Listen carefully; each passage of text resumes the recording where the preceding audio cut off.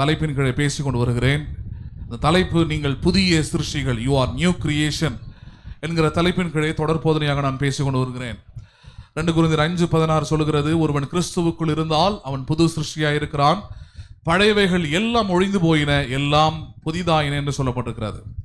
கிறிஸ்துவுக்குள் நீங்கள் வந்திருக்கிற இந்த வாழ்க்கை, கிறிஸ்துவை ஏற்றுக்கொண்டிருக்கிற இந்த வாழ்க்கை, இது அமைதியாய் அல்லது எதுவுமே எந்த வேலையும் இல்லாத ஒரு வாழ்க்கை அல்ல. இதற்கென்று தேவன் பெரிய திட்டத்தை வகுத்து தம்முடைய குமாரனின் மூலமாக சிலுவையிலே ஒரு பெரிய செயலையும் அவர் செய்திருக்கிறார். அந்த செயல் தான் புது சிருஷ்டியாய் மாறுவது. ரினியூவிங் ஆஃப் யுவர் மைண்ட், மனம் புதிதாகிறதுனாலே நீங்கள் மறுரூபமாக்கப்படுகிறீர்கள் என்று சொல்லப்படுகிறது வேதம். ஏற்கனவே நம் தாயின் வயிற்றில் பிறந்து வளர்ந்து கொண்டு வருகிறோம். படிப்பை, கல்வி, அறிவை இதெல்லாம் பெற்றுக்கொள்கிறோம். அனுபவ அறிவுகளை நாம் பெற்றுக்கொள்கிறோம். பல காரியங்கள் நமக்குள்ளே மாற்றப்படுகிறது, மாற்றங்கள் ஏற்படுகிறது. ஆனாலும் நம்முடைய வாழ்க்கைக்கு இம்மைக்கும் மறுமைக்கும் நித்தியத்துக்கும் தேவையான ஒரு மாற்றம் இருக்கிறது. அந்த மாற்றம் எப்படி உண்டாகிறது? பை த நியூ கிரியேஷன், புது சிருஷ்டியின் அனுபவத்தின் மூலமாக உண்டாகிறது. அதான் சொல்லுகிறார், ஒருவன் கிறிஸ்துவுக்குள் இருந்தால் அவன் யார்? அவன் புது சிருஷ்டி என்று சொல்லுகிறார். சரி, இந்த புது சிருஷ்டிக்குள் வருவதற்கு முன்பதாக ஒரு முக்கியமான ஒரு கட்டத்தை வைக்கிறார். ஒரு வசனம் சொல்லுகிறது. அதுக்கு முன்னாடி வசனம் என்னது? இனி நான் ஒருவனையும் மாம்சத்தின்படி நான் அறிவது இல்லை. முதல்ல அதை கிளியர் பண்ணிடணும் பாருங்க. அதை கிளியர் பண்ணீங்கன்னா அடுத்தது புது சிருஷ்டிக்குள்ள வர முடியும். நீங்கள் புது சிருஷ்டியை மாற வேண்டும் என்றால் களைய வேண்டிய ஒரு காரியம் இருக்கிறது. அதுதான் என்ன காரியம்? அது இனி நான் ஒருவனையும் மாம்சத்தின்படி அறிவதில்லை என்கிற காரியம். இனி நான் ஒருவனையும் மாம்சத்தின்படி அறிவதில்லை. இன்னொரு கட்டம் மேல போய் சொல்றாரு, நான் இயேசுவையும் மாம்சத்தின்படி அறிவதில்லை. யாரையும் மாம்சத்தின்படி பார்க்கறது இல்லையா? இயேசுவை கூட நம்ம பார்க்கறது இல்லைன்றார். இயேசு இந்த உலகத்துல வந்தவர், மரியாளுக்கு பிறந்தவர். அவர் இந்த ஊருக்காராக்கும், இந்த நிறத்துக்காராக்கும், இந்த முடி வச்சிருந்தாராக்கும், அவருக்கு இந்த உணவு பழக்கம் இருந்ததாக்கும் அப்படின்னு மாம்ச பிரகாரமான இந்த உலக அடையாளத்தோடு இயேசுவை நான் பார்ப்பதில்லை. இயேசுவை அப்படி பார்க்க மாட்டேன்றார். ஏன்? காரணம் அது சத்தியத்துக்கு முற்றிலும் முரணானது. காரணம், இயேசு என்கிற உண்மையான தன்மை அதனால மறைக்கப்படுகிறது. இயேசு என்கிறவர் யார் என்பதை யோவான் 1வது அதிகாரம் சொல்லுகிறது. ஆதியிலே வார்த்தை இருந்தது, அந்த வார்த்தை தேவனிடத்தில் இருந்தது, அந்த வார்த்தை தேவனாய் இருந்தது. அப்படி என்றால் இயேசுவின் அடையாளம் என்பது வார்த்தையாக தம்மை வெளிப்படுத்துகிறவர். மரியாளின் குமாரனாவதற்கு முன்பதாக யாராக இருந்தவர்? அவர் வார்த்தையாய் இருந்தவர். எப்படி இருந்தவர்? அவர் வார்த்தையா இருந்தவர். அதனால அதை கொண்டு வர்றாங்க. நீங்கள் புது சிருஷ்டியை மாற வேண்டும் என்றால் ஒரு விசுவாசிக்குள்ள வரவேண்டிய முதல் மாற்றம் என்ன? நான் தேவனுடைய வசனத்தை கொண்டு என் உள்ளத்தை, என் இருதயத்தை, என் எண்ணங்களை, என் சூழ்நிலைகளை நான் மாற்றி அமைக்க வேண்டும். வேற எந்த காரியமும் உங்களை புது சிருஷ்டியாக மாற்றவே முடியாது. அதுல பேசிக்கொண்டே வரும்போது ஒரு காரியத்தை எடுத்து காமிச்சிருந்தேன், ரோமர் 12 இருந்து. அதுல 1வது வசனம் எப்படியாக சொல்லுகிறது? உங்கள் சரீரங்களை நீங்கள் ஜீவனுள்ள பலிகளாக ஒப்பு கொடுங்கள், இதுவே நீங்கள் செய்யத்தக்க புத்தி உள்ள ஆராதனைன்னு இருக்குது. புது சிருஷ்டியா இருக்கிறவங்க ஆராதிக்கிறவர்களா இருக்கிறாங்க. புது சிருஷ்டியா இருக்கிறவர்கள் தேவனை தேடுகிறவர்களா இருக்கிறபடினாலே அந்த ஆராதிக்கிறவர்களா இருக்கிறவர்கள் எப்படிப்பட்டவர்களா இருக்கிறாங்கன்னு சொல்றார். புத்தி உள்ள ஆராதனை. எப்படிப்பட்ட ஆராதனை அது? நல்லது சொல்லுங்களேன். என்ன ஆராதனை அது? புத்தி உள்ள ஆராதனை என்றார். அப்ப புத்தி உள்ள ஆராதனை என்றால் என்ன? அதான் கேள்வி. எங்க புத்தி உள்ள ஆராதனைனா வெறும் இந்த சரீரத்தை கொண்டு ஆண்டோடைய சமூகத்தில் கொண்டு ஏதோ ஆராதிச்சு துதிச்சு கை தட்டி பாடி அதோட முடிஞ்சு போச்சானா இல்ல. புத்தி உள்ள ஆராதனுடைய தன்மையை வேறையா இருக்குது. அதை எடுத்து காண்பித்து கொண்டு வருகிறேன். அது என்ன தன்மைன்னு பார்த்து கொண்டு வருகிறோம். கிட்டத்தட்ட ஆவிக்குரிய ஆராதனையில் அடங்கி இருக்கும் 4 காரியங்கள்னு ஆரம்பிச்சிருந்தோம் இல்லையா? 4 things are involved in the spiritual worship. 4 காரியங்கள். அதுல 1வது காரியம் என்னது? ஸ்பிரிட். எப்படி இருக்கிறான் மனிதன்? ஆவியா இருக்கிறான். 2வது சோல், ஆத்துமா. 3வது வில், அதாவது அவனுடைய சித்தம் அல்லது விருப்பம் உண்டாகிற காரியம். 4வது அவன் சரீரமாய் இருக்குதான். சரீரம்ன்றது பாருங்க 4வது கட்டம் தான். ஆனால் 1வது இந்த சரீரத்தையும் சரி, இந்த ஆத்துமாவையும் சரி, அந்த மனுஷனை இயக்கக்கூடிய ஒரு ஆற்றல், அது இயக்கக்கூடிய ஒரு வல்லமை இருக்குமானால் அதுக்கு பேரு தான் பாத்தீங்கன்னா ஆவி. அதுக்கு பேரு தான் என்னது? ஸ்பிரிட். அதனாலதான் ஆவி போயிருச்சுன்னா அந்த சரீரம் இங்க இருக்குது, ஆனால் எதுவுமே இயங்காம இருக்குது. அந்த மனுஷனால எந்த இயக்கத்தையும் செய்ய முடியல. Because the man has worked by the spirit. மனிதன் ஆவியின் மூலமாகவே செயல்பட்டவனா இருக்கிறான், செயல்படுகிறவனா இருக்கிறான். அப்ப இந்த ஆவியில தான் பாத்தீங்கன்னா முதல்ல பிரச்சனை வருது. புத்தி உள்ள ஆராதனையை நான் செய்ய வேண்டும் என்றால் பிரச்சனை எங்க வந்துருதுன்னா, without receiving and holy spirit, பரிசுத்த ஆவியானவரை நான் பெறாமல், பரிசுத்த ஆவியானவருடைய வழிநடத்துதல் எனக்குள்ள இல்லாமல் நீங்கள் செய்கிற எந்த ஒரு காரியமும் அது புத்தியற்ற காரியமே தவிர புத்தி உள்ள காரியம் அல்ல. தேவனுக்கு உகந்தவைகள் அல்ல, தேவனுக்கு பிரியமானவைகள் அல்ல, தேவனால் ஏற்றுக்கொள்ளப்படுகிறவைகளும் அல்ல என்பதை நாம் பார்க்கிறோம். அதன்படி கடந்த வாரத்தில் உங்களோடு கூட நான் பேசின சில காரியங்களை ஞாபகப்படுத்தினேன். இதில் அதில் முதலாவது நான் பார்க்க போகிறது புத்தி உள்ள ஆராதனையில் முதலாவது எது முக்கியம் அப்படின்னு பார்த்தீங்கன்னா ஆவிதான் முக்கியம். புத்தி உள்ள ஆராதனையில் எது முக்கியம்? முதலாவது நம்ம இது கரெக்டாக கவனிச்சுக்கணும். ஏன் அப்படின்னா உங்கள் சரீரங்களை ஜீவனுள்ள பலிகளாக ஒப்பு போடுங்கள், இதுவே நீங்கள் செய்யத்தக்க புத்தி உள்ள ஆராதனைன்னு சொல்லிட்டு புத்தி உள்ள ஆராதனைன்னு தலைப்பு கொடுத்து பல தேவையில்லாத காரியங்களை சபைகளை பேசிக்கொண்டு வராங்க. விசுவாசிகள் அதை பரப்பி கொண்டிருக்கிறாங்க. புத்தி உள்ள ஆராதனை என்றால் பூ வைக்காமல் வருவது, புத்தி உள்ள ஆராதனை என்றால் செருப்பு அணியாமல் வருவது, புத்தி உள்ள ஆராதனை என்றால் வெண்வஸ்திரம் தரித்து வருவது, புத்தி உள்ள ஆராதனை அப்படி இப்படின்னு வெளிப்பிரகாரமான மாற்றங்களை பற்றி மட்டுமே பேசிக்கிட்டு இருக்கிறாங்க. புத்தி உள்ள ஆராதனையுடைய முதல் தொடக்கம் அல்லது முதல் ஆரம்பம் எங்கிருந்து ஆரம்பிக்கிறது என்றால் it start from the spirit of a person. ஒரு மனுஷனுடைய ஆவியில் இருந்து தொடங்குகிறது. எங்கிருந்து தொடங்குறது? அது ஆவியிலிருந்து சேஞ்சஸ் ஆரம்பிக்குது. ஆவின்றோம், அது இன்னொரு வார்த்தையில் உள்ளம்ன்றோம், இன்னொரு வார்த்தையில் இருதயம் சொல்றோம். இதுதான் மனுஷனுடைய முதல் காரியம். காரணம், தேவனுக்கும் மனிதனுக்கும் இடையே இருக்கக்கூடிய உறவு என்பது இந்த ஆவியில அல்லது உள்ளத்தில் தான் உண்டாயிருக்கிறது தவிர வேற உங்க சரீரத்திலேயோ அல்லது உங்க ஆத்துமாவில் அது உண்டாவது இல்ல. ஆத்துமாவிலிருந்து நீங்கள் தேவனை விசுவாசிக்கிறீங்க, ஆத்துமாவிலிருந்து தேவனை நீங்க நம்புறீங்க, அதெல்லாம் அடுத்த காரியம். ஆனால் the connection between God and men, தேவனுக்கும் மனிதனுக்கும் இடையே இருக்கிற உறவு இன்னைக்கு எங்க இருக்குது அப்படின்னு கேட்டீங்கன்னா உங்கள் உள்ளத்துல தான் அல்லது உங்கள் ஆவியில தான் அது அடங்கி இருக்கிறதே தவிர உங்க சரீரத்திலேயோ அல்லது உங்களுடைய மனதிலோ அவர் என்ன பண்ணவில்லை, அவர் வாசம் பண்ணவில்லை. நம்புறீங்களா நீங்க? அது அதனாலதான் சங்கீதக்காரன் நாங்கள் தாவீது கடந்த வாரத்தில் எடுத்து காமிச்சேன் 51 சங்கீதத்தில் இப்படி ஆவியை என்னிலிருந்து எடுத்து போடாதிரும்ன்றான். எது எடுத்து போடாதிரும்? ஏன்னா அதுதான் ஆதாரமே. நீர் என்னோடு கூட இருக்கிறது, என்னை வழி நடத்துவது, எனக்கு போதிப்பது, என்னை அறிவிப்பது, என்னை கண்டிப்பதுக்கு எல்லாத்துக்குமே ஆதாரமே இந்த ஆவி தான். அதே எடுத்து போட்டுட்டு இருந்தா இன்னொரு ஸ்பிரிட் இருக்குது, ஈவில் ஸ்பிரிட் இருக்குது, உலகத்தின் ஆவி இருக்குது, பிசாசின் ஆவி இருக்குது, பொருளாசையின் ஆவி இருக்கிறது.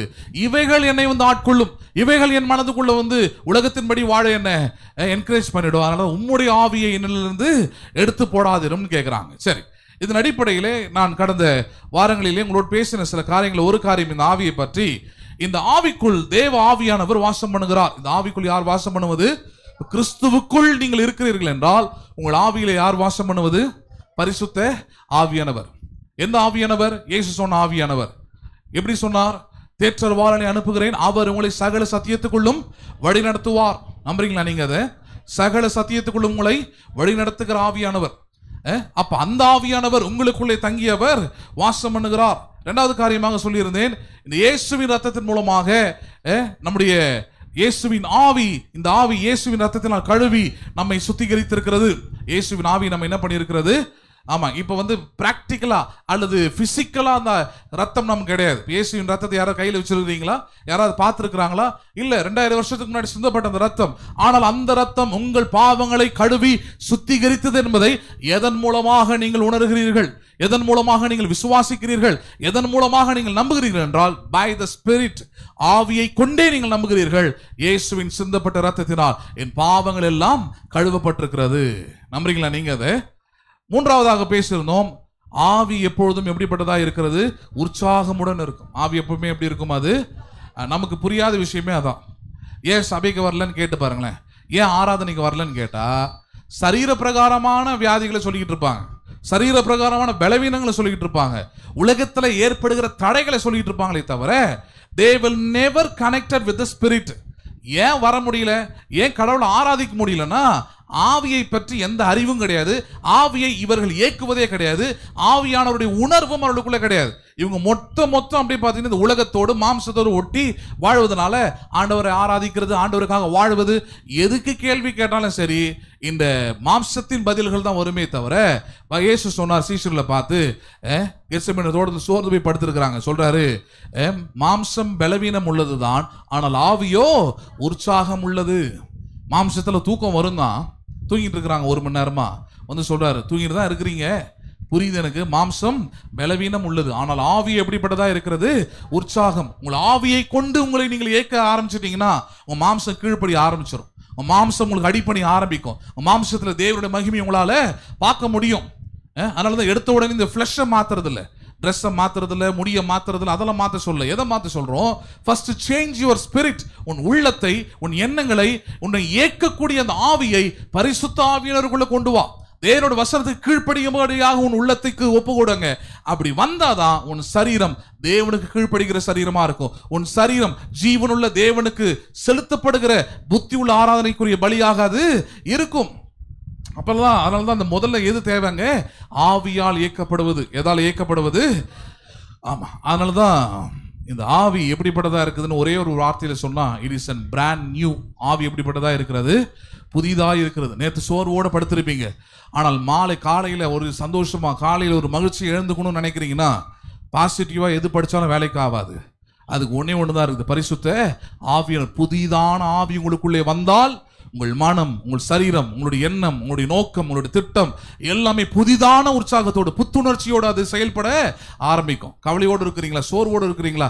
முதல்ல கேட்க வேண்டியது என்னது? ஆண்டவர் உம்முடைய ஆவியை எனக்கு தருவீராக. உலர்ந்து போன எலும்புகளை உயிர்ப்பித்தது தேவாவிதான் உயிர்ப்பித்தது. அவைகளை ஊன்றி காலூன்றி நிற்க செய்தது தேவாவிதான்.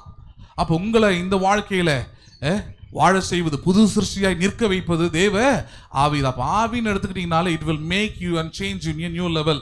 உங்களை எப்பொழுதுமே அது புதிதான நிலைக்கு உங்களை மாற்றும், உயர்த்தும். நம்புறீங்களா நீங்க அதை? சரி, இன்னைக்கு அடுத்த கட்டமாக போய் சில காரியங்களை நம்ம கவனிக்கலாம்.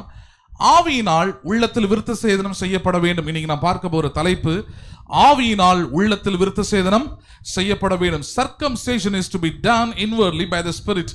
ஆவியினால் உள்ளத்தில் என்ன செய்யப்பட வேண்டும்? நல்லா சத்தமா தான் சொல்லுங்களேன். விருத்த சேதனம் செய்யப்பட வேண்டும். நீங்க யூதர்களாய் அல்லது யூத குலத்துல பிறந்திருந்தீங்கன்னா 8வது நாள்ல உங்களுக்கு என்ன செய்யப்பட வேண்டும்? உங்களுக்கு விருத்த சேதனம் செஞ்சீங்கன்னா தான் நீங்க யூதன். சில அடையாளம், அது ஒரு மதத்தில் இருக்கிறீங்கன்னா பல அடையாளங்கள் இருக்கு இல்லையா? மற்ற மதங்களை கூட எடுத்து பாருங்க. எங்கேயாவது போறீங்க வரீங்கன்னா இப்படி போட்டிருந்தீங்கன்னா தான் அங்கே போறீங்கன்னு அர்த்தம். புரியுதுங்களா உங்களுக்கு? அடையாளம், மதம் என்றாலே அடையாளம். அதே போலதான் யூதம்ன்றது ஒரு மதம் பாருங்க. அப்ப அந்த மதத்துல தேவன் முதல்ல ஒரு கவர்னண்டா உடன்படிக்கையை சொன்னதை அவங்க மதமா மாத்திட்டாங்க. யாருக்கு சொன்னாரு? ஆபிரகாமுக்கு சொன்னார் விருத்த சேதனத்தை பத்தி. அந்த விருத்த சேதனத்துடைய அர்த்தம் என்ன? இந்த விருத்த சேதனத்தை மனுஷனாகிய நீ செய்யும் போது என்ன காண்பிக்கிற? அந்த விருத்த சேதனத்துடைய செயல் எதை காண்பிக்கிறது? உனக்கும் தேவனுக்கும் உடன்படிக்கை ஏற்படுத்தப்பட்டிருக்கிறது. உன் மேல் தோல் அது அகற்றப்பட்டிருக்கிறது. இந்த மேல் தோல் தான் பாருங்க தேவனுடைய சத்தத்தை, தேவனுடைய வார்த்தையை அல்லது தேவனுடைய உண்மையான தன்மையை அறிந்து கொள்ளாதபடி தடுக்கக்கூடியது. அதை அகற்றி விடும்போது என்ன ஆகிறது? You have a direct relationship with God. தேவனோடு கூட உனக்கு நேரடியான உறவு உண்டாகிறது. எந்த விதமான தடையும் அங்கு இல்லை என்பதை உணர்த்தும்படியாக, என்பதை அவன் விசுவாசிக்கும்படியாக தான் அன்றைக்கு செயல்முறையில அந்த காரியத்தை செய்ய சொல்லியிருந்தார். ஆபிரகாமின் சந்ததியில வழி வழியா வரக்கூடிய ஒவ்வொருவரும் நீங்கள் மேல் தோலை என்ன பண்ண வேண்டும்? அகற்ற வேண்டும். அகற்றும் பொழுது உங்களுக்கும் தேவனுக்கும் எந்தவித தடையில்லாத ஒரு நேரடியான தொடர்பு உங்களுக்கு உண்டாயிருக்கிறது, உடன்படிக்கை உண்டாயிருக்கிறது, உறவு உண்டாயிருக்கிறது. இதெல்லாம் இதோடைய அடையாளமா இருந்தது.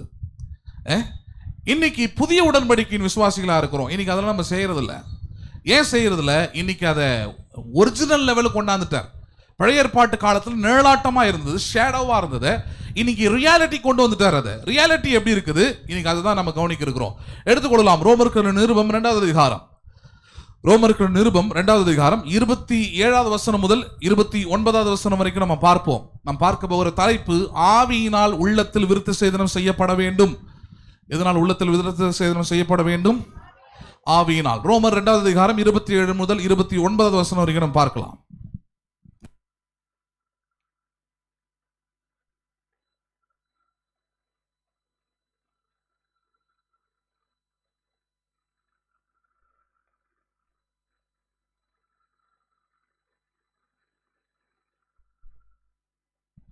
ரோமர் 2:27 29 வரைக்கும்.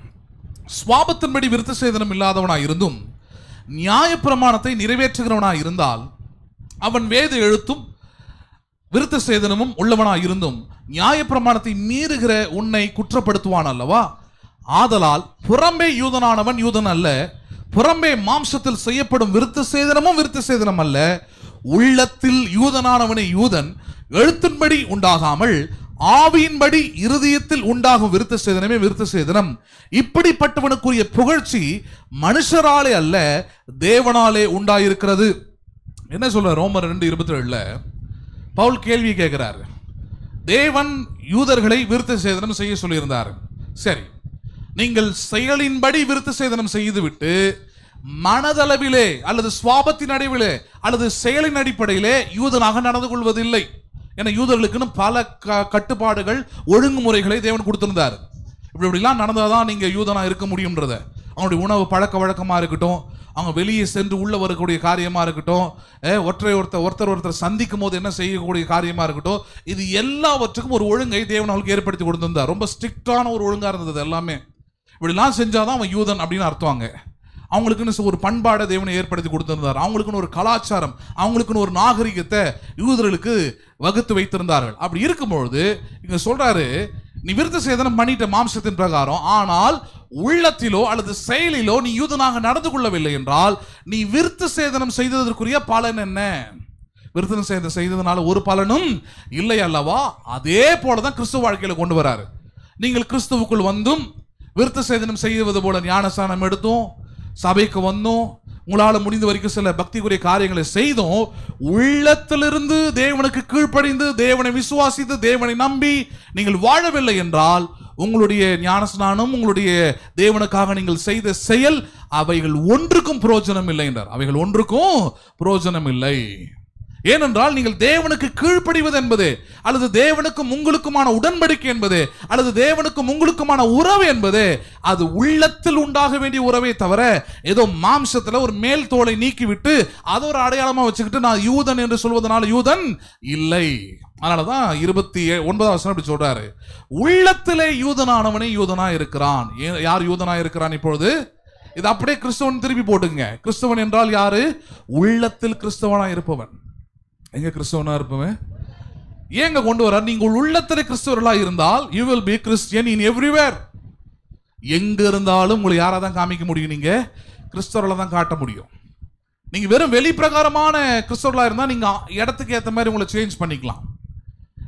பேசுறது புரியுதுங்களா உங்களுக்கு? சர்ச்சுக்கு வரும்போது கிறிஸ்தவர்களா இருக்கலாம், உங்க வீட்டுக்கு போகும்போது வேற ஆளா மாறிடுறான், நீங்க உங்க சொந்தக்காரங்களை பார்க்கும்போது வேற ஆளா மாறிடுவீங்க, கூட வேலை செய்யறவங்களோட போகும்போது வேற ஆளா மாறிடுவீங்க.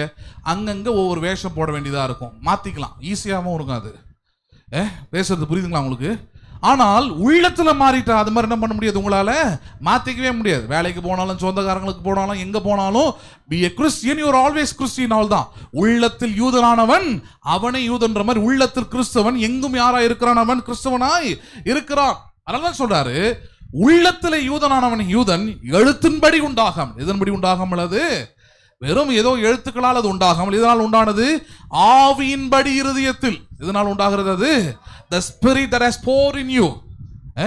இன்னைக்கு இந்த சபையில் விசுவாசிகளா இருப்பீங்க, உங்களுக்குள்ள ஆவியானவரே இல்லாம இருப்பாரு. ஏன்னா நீங்க கேட்டதும் கிடையாது, ரிசீவ் பண்ணதும் கிடையாது, அவர் அனுபவித்ததும் இல்லை. but you claim that you are Christian. ஆனால் உங்களை நீங்க சொல்லிக்க முடியும், நான் வந்து கிறிஸ்தவன், நான் பைபிள் படிக்கிறேன், நான் சர்ச்சுக்கு வரேன், நான் காணிக்கை கொடுக்கிறேன், அல்லது நான் வந்து சில நல்ல செயல்களை செய்யறேன், பிரேயர் பண்றேன். But the first thing to ask that you have you received the spirit or not. ஆனால் முதல்ல கேட்க வேண்டிய கேள்வி என்ன? நீங்கள் ஆவியை பெற்ற நம்பிக்கை உங்களுக்குள்ள இருக்கிறதா? நீங்கள் ஆவியினாலே நடத்தப்படுகிறீர்கள் என்ற உறுதி உங்களுக்குள்ள இருக்கிறதா? have you have the proof that you have received the spirit of God? பரிசுத்த ஆவியானவரை, தேவ ஆவியானவரை உங்கள் உள்ளத்திலே பெற்று அனுபவிக்கிறீங்க உணர்வு அல்லது விசுவாசம் உங்களுக்குள்ள இருக்குதான்னு யோசிச்சு பாருங்க. அப்படி இருந்தா நான் சொல்றேன், நீங்கள் உள்ளத்திலே கிறிஸ்தவர்கள், எங்கும் யாரா இருப்பீர்கள்? கிறிஸ்தவர்களா இருப்பீங்க. அது மட்டும் சொல்லலாம். அங்க முக்கியமான ஒன்று சொல்றாரு, ஆவியின்படி இருதயத்தில் உண்டாகும் விருத்த சேதனமே. எங்க உண்டாகும் விருத்த சேதனம்? இது இப்ப விருத்த சேதனம் என்பது ஆவியானவரால் உண்டாகணும்ன்றார். பழைய ஏற்பாட்டு காலத்துல விருத்த சேதனம் செய்யணும்னா அது கத்தி தேவை. இட் சுட் பி, அது வந்து ரொம்ப ஷார்ப்பான நைஃபா இருக்கணும். நீங்க ஆப்ரேஷன் தியேட்டர்ஸ் இதெல்லாம் யூஸ் பண்றாங்க இல்லையா, ஸ்டெர்லைஸ் பண்ணி ரொம்ப சுத்தமாக அந்த கத்தியில் பயன்படுத்தினாங்கன்னா எந்த இன்ஃபெக்ஷனும் ஆகக்கூடாது. இன்னும் பல விஷயம் இருக்குது அதுக்குள்ள. ஆனால் அதே போல தான், அதே போல் அந்த காலத்தில் அதே போல விருத்த சேதனம் பண்ணப்படுவது என்பது அதுக்குன்னு தனியாக ஒரு கத்தி இருக்கும், அதை நல்லா ஸ்டெர்லைஸ் பண்ணி அந்த மேல் தோலை நீக்குவது என்பது ஒரு பெரிய ஒரு ஒரு ஒரு கடினமான ஒரு வேலை தான் அது. சொல்றாரு, இப்போ உள்ளத்திலும் அதே காரியம் தான். இந்த உள்ளம் என்ன பண்ணியிருக்குது? மேல் தோல்ன்ற அந்த உள்ளம் பார்த்தீங்கன்னா, மேல் தோல்ன்றது உலகம், இந்த பாவம் அல்லது பிசாசு, உலக ஆசைகள், உலக விருப்பங்கள், இதெல்லாம் மேல் தோல் பாருங்க. இந்த மேல் தோல் நம்முடைய உள்ளத்துல மூடி இருக்கிறபடினால தேவனோட வசனம் எதுவும் உள்ள போகிறதே இல்லை, பரிசுத்த ஆவியினர் உள்ள தங்குறதே இல்லை. ஆனா உள்ளம் இருக்குது. ஆனால் உள்ளம் மேல ஒரு தோளால் என்ன பண்ணப்பட்டிருக்கிறது? மூடப்பட்டிருக்கிறது. அந்த மேல் தோலை அகற்றுவதற்கு தான் இங்க சொல்லிக் கொடுக்கிறாரு. ஆவியின்படி இருதயத்தில் உண்டாகும் விருத்த சேதனம் என்றார். எதனால விருத்த சேதனம் உண்டாகிறது? இந்த மேல் தோல் அகற்றப்படுவதற்கு எப்படி அன்னைக்கு ஒரு கத்தி தேவைப்பட்டதோ அதே போல் உங்கள் உள்ளத்தில், உங்கள் மனதில் ஏற்பட்டிருக்கிற இந்த உலகம், மாம்சம், பிசாசின் மேல் தோலை அகற்றுவதற்கு பரிசுத்த ஆவியினர் கொடுக்கப்பட்டிருக்கிறார். இந்த ஆவியின்படி இருதயத்தில் உண்டாகும் விருத்த சேதனம் இப்படிப்பட்டவனுக்குரிய புகழ்ச்சி மனுஷரால் அல்ல, யாராலே உண்டாயிருக்கிறது? அதான் பாயிண்டாங்க. மனுஷன் இது பெருசா நினைக்க மாட்டான். நீங்க மனுஷங்கிட்ட போய் பேசி பாருங்க, உன் உள்ளம் மாற வேண்டும், உலகத்தை நீ வெறுக்க வேண்டும், உலகத்தில் தேவனுக்கு விருப்பம் இல்லாத காரியங்களை உங்கள் உள்ளத்திலிருந்து அகற்றி விடுனா போயா வேலையை பார்த்துக்கிட்ட அப்படின்வான். இருக்கிறது ஒரு லைஃப், இதில் என்ன உள்ளத்தில் அகற்ற வேண்டும், அது வேண்டும். அவன் மனசு என்ன நினைக்குதோ, விரும்புதோ, ஆசைப்படுதோ வாழ்ந்துட்டு போக வேண்டியதான் அப்படின்வான் இல்லையா? அவன் எந்த விதத்துலையும் அவன் அதை ஏற்றுக்கொள்ள போறதில்ல. ஏன்? மேல் தோல் இருக்குது. அதனால தேவனுடைய அறிவோ, தேவனுடைய ஞானமோ, தேவனுடைய உணர்வோ எதுவுமே அது பெற்றுக்கொள்ளாதபடிக்கு அது தடையாய் இருக்கிறது. இன்னைக்கும் நிறைய விசுவாசிகளுடைய பிரச்சனை தான். விசுவாசிகளே சத்தியத்தை ஏற்றுக்கொண்டு நடப்பது இல்லை, வசனத்தை கேட்டு அதுக்கு பயந்து நடப்பது இல்லை, தேவனுக்காக வைராக்கியமாய் வாழ்வது இல்லை. ஏன் இல்லை? காரணம் உள்ளம் மேல் தோளானது மூடப்பட்டிருக்கிறபடியினாலே. புரியுதுங்களா உங்களுக்கு? எதால் மூடப்பட்டிருக்கிறது? அது மேல் தோளால மூடப்பட்டிருக்கிறது. அதை சர்க்கம்சேஷன் பண்ணுன்றார். விருத்த சேதனம் செய்ய வேண்டும். எப்படி செய்வது? ஆவியின்படி இருதயத்தில் உண்டாகும் விருத்த சேதனமே விருத்த சேதனம். எதால் உண்டாகிற விருத்த சேதனம்? அது ஆவியின்படி இருதயத்தில். பரிசுத்த ஆவியின் உங்களுக்குள்ள வந்து பழையவைகள் எல்லாவற்றையும் கழிந்து அகற்றி வெட்டி எரிந்து போடுறாரு பாருங்க. வசனத்தை கேட்கும் போது அது நடக்குது. எதை கேட்கும் போது நடக்குது? அது வசனத்தை கேட்கும் போது அது உண்டாகுது. அதுக்கு தான் சத்தியத்தை கேட்கணும், காது கொடுத்து வசனங்களை கேட்கணும். கேட்டாதான் என்ன ஆகுது? மேல் தோல் அகற்றப்படுகிறது, விசுவாசம் வளருகிறது, வைராக்கியம் வளருகிறது, தேவனுக்குள்ள இருக்கிற அன்பு பெருகுகிறது, ஆவிக்குரிய வாழ்க்கையின் வளர்ச்சி அப்படிதான் உண்டாகுது. எப்படி உண்டாகுது? The growth of spiritual life happen when you get circumcision by the Spirit. பரிசுத்த ஆவியால் நீங்கள் உள்ளத்துல விருத்த சேதனம் செய்யப்பட்டாலே ஒழிய நீங்கள் யாராய் மாற முடியாது. நீங்க கிறிஸ்தவர்களாய் மாறவே முடியாது, அல்லது கிறிஸ்துவுக்குள் இருக்கிற புது சிருஷ்டிகளாய் மாற முடியாது. யாரை மாற முடியாது? புது சிருஷ்டியா. அதான் பாயிண்டாங்க. அப்ப சர்க்கம்சேஷன் செய்யணும்ன்றார். விருத்த சேதனம் அங்க செய்யப்பட வேண்டும். சரி, புதிய உடன்படிக்கையில விருத்த சேதனம் செய்யப்படுவது என்றால் என்ன? அதான் கேள்வி. அங்க ஒரு புதிய உடன்படிக்கையில விருத்த சேதனம் செய்வது என்றால் என்ன? அப்போஸ்தலர் நடவடிக்கைகள் 7வது அதிகாரம் 51 வசனத்தை பார்க்கலாம் பாருங்க. அப்போஸ்தலர் 7:51.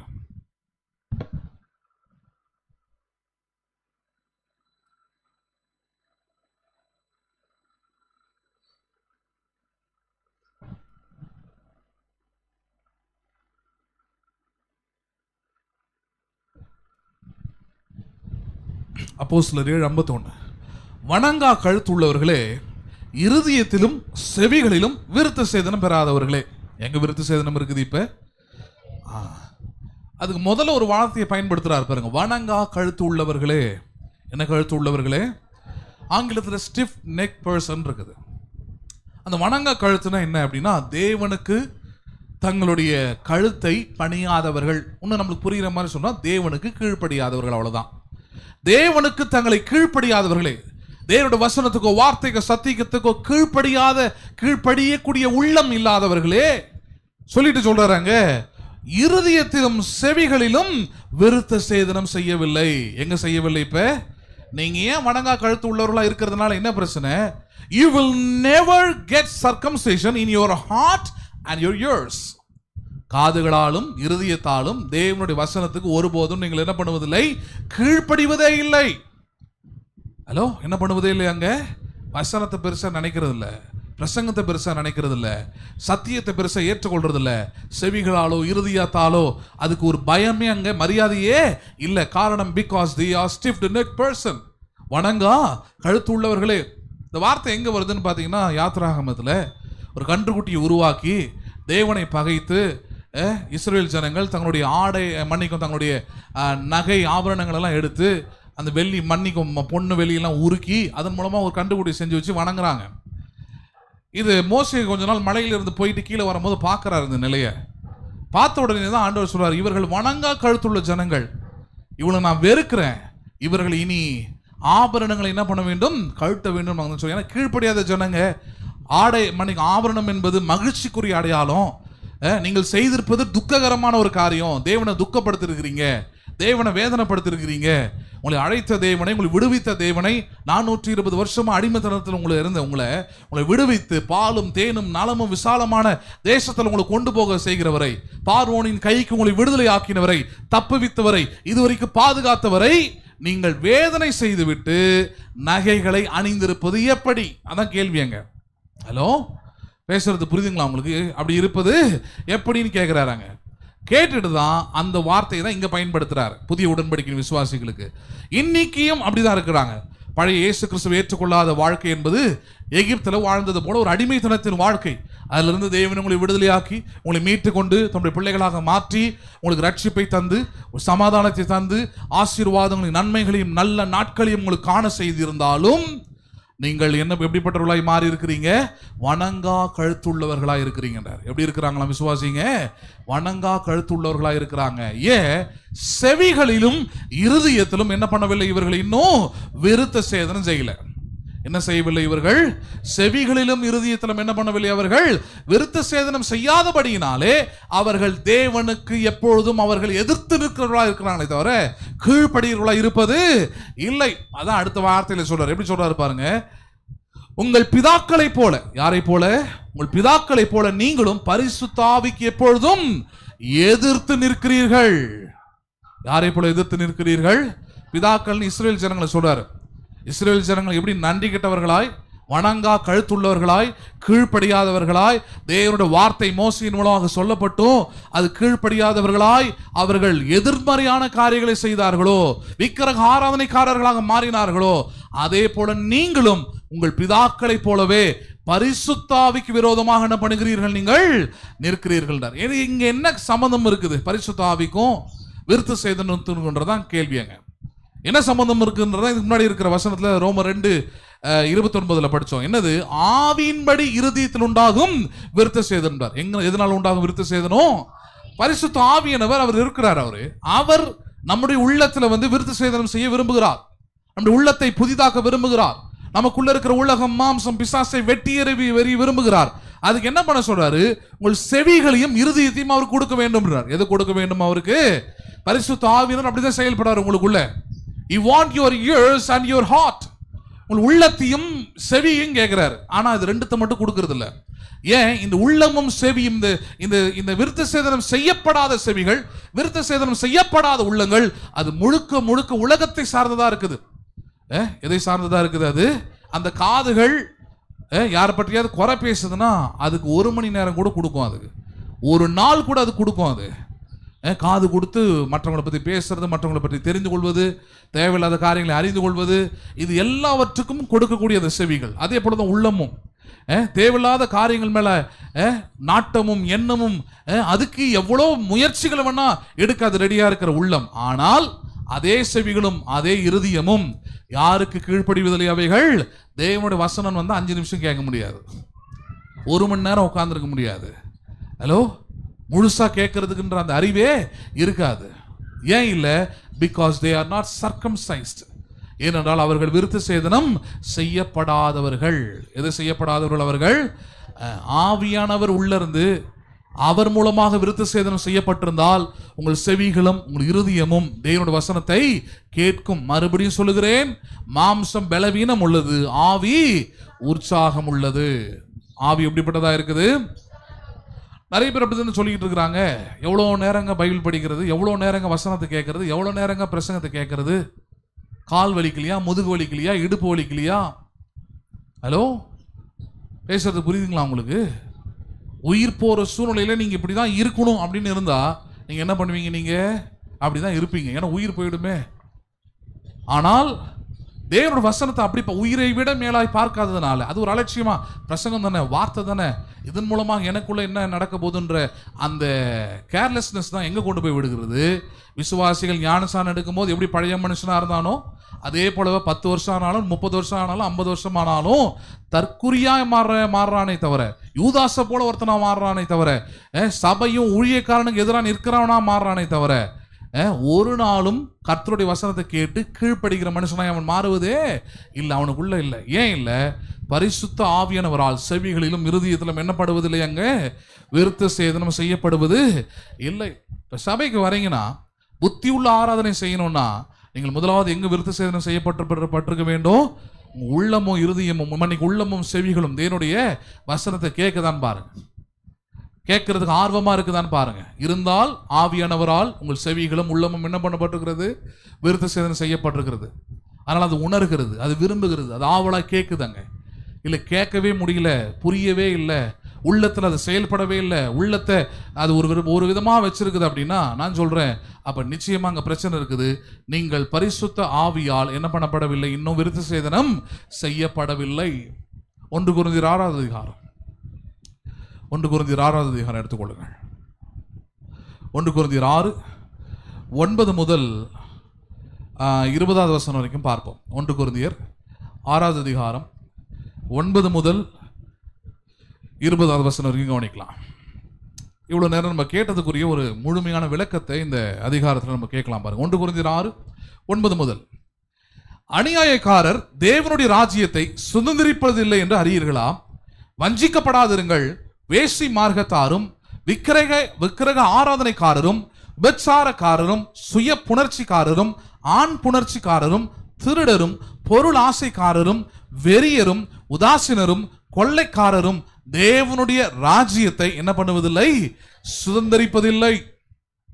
முதல்ல இது ஏற்கனவே சொல்லியிருக்கேன். கொரிந்து சபை என்பது ஒரு சபை, பவுலால் ஏற்படுத்தப்பட்ட ஒரு சபை. அது ஒரு சர்ச் பீப்புள்ஸ்க்கு தான் பேசுறாரு, உலகத்தாருக்கு பேசல. இதை முழுக்க முழுக்க சபைக்குள்ள நடக்கிற விசுவாசிகளுக்கான உபதேசம் பவுல் பிரசங்கம் பண்றாரு, விசுவாசிகளுக்கு சொல்லி கொடுக்குறாரு. சொல்லும் போது இந்த முக்கியமான ஒரு காரியத்தை கொண்டு வர்றாரு. ஏன்னா கொரிந்து சபையில இது எல்லா பிரச்சனையுமே அந்த விசுவாசிகளுக்குள்ள இருக்குது.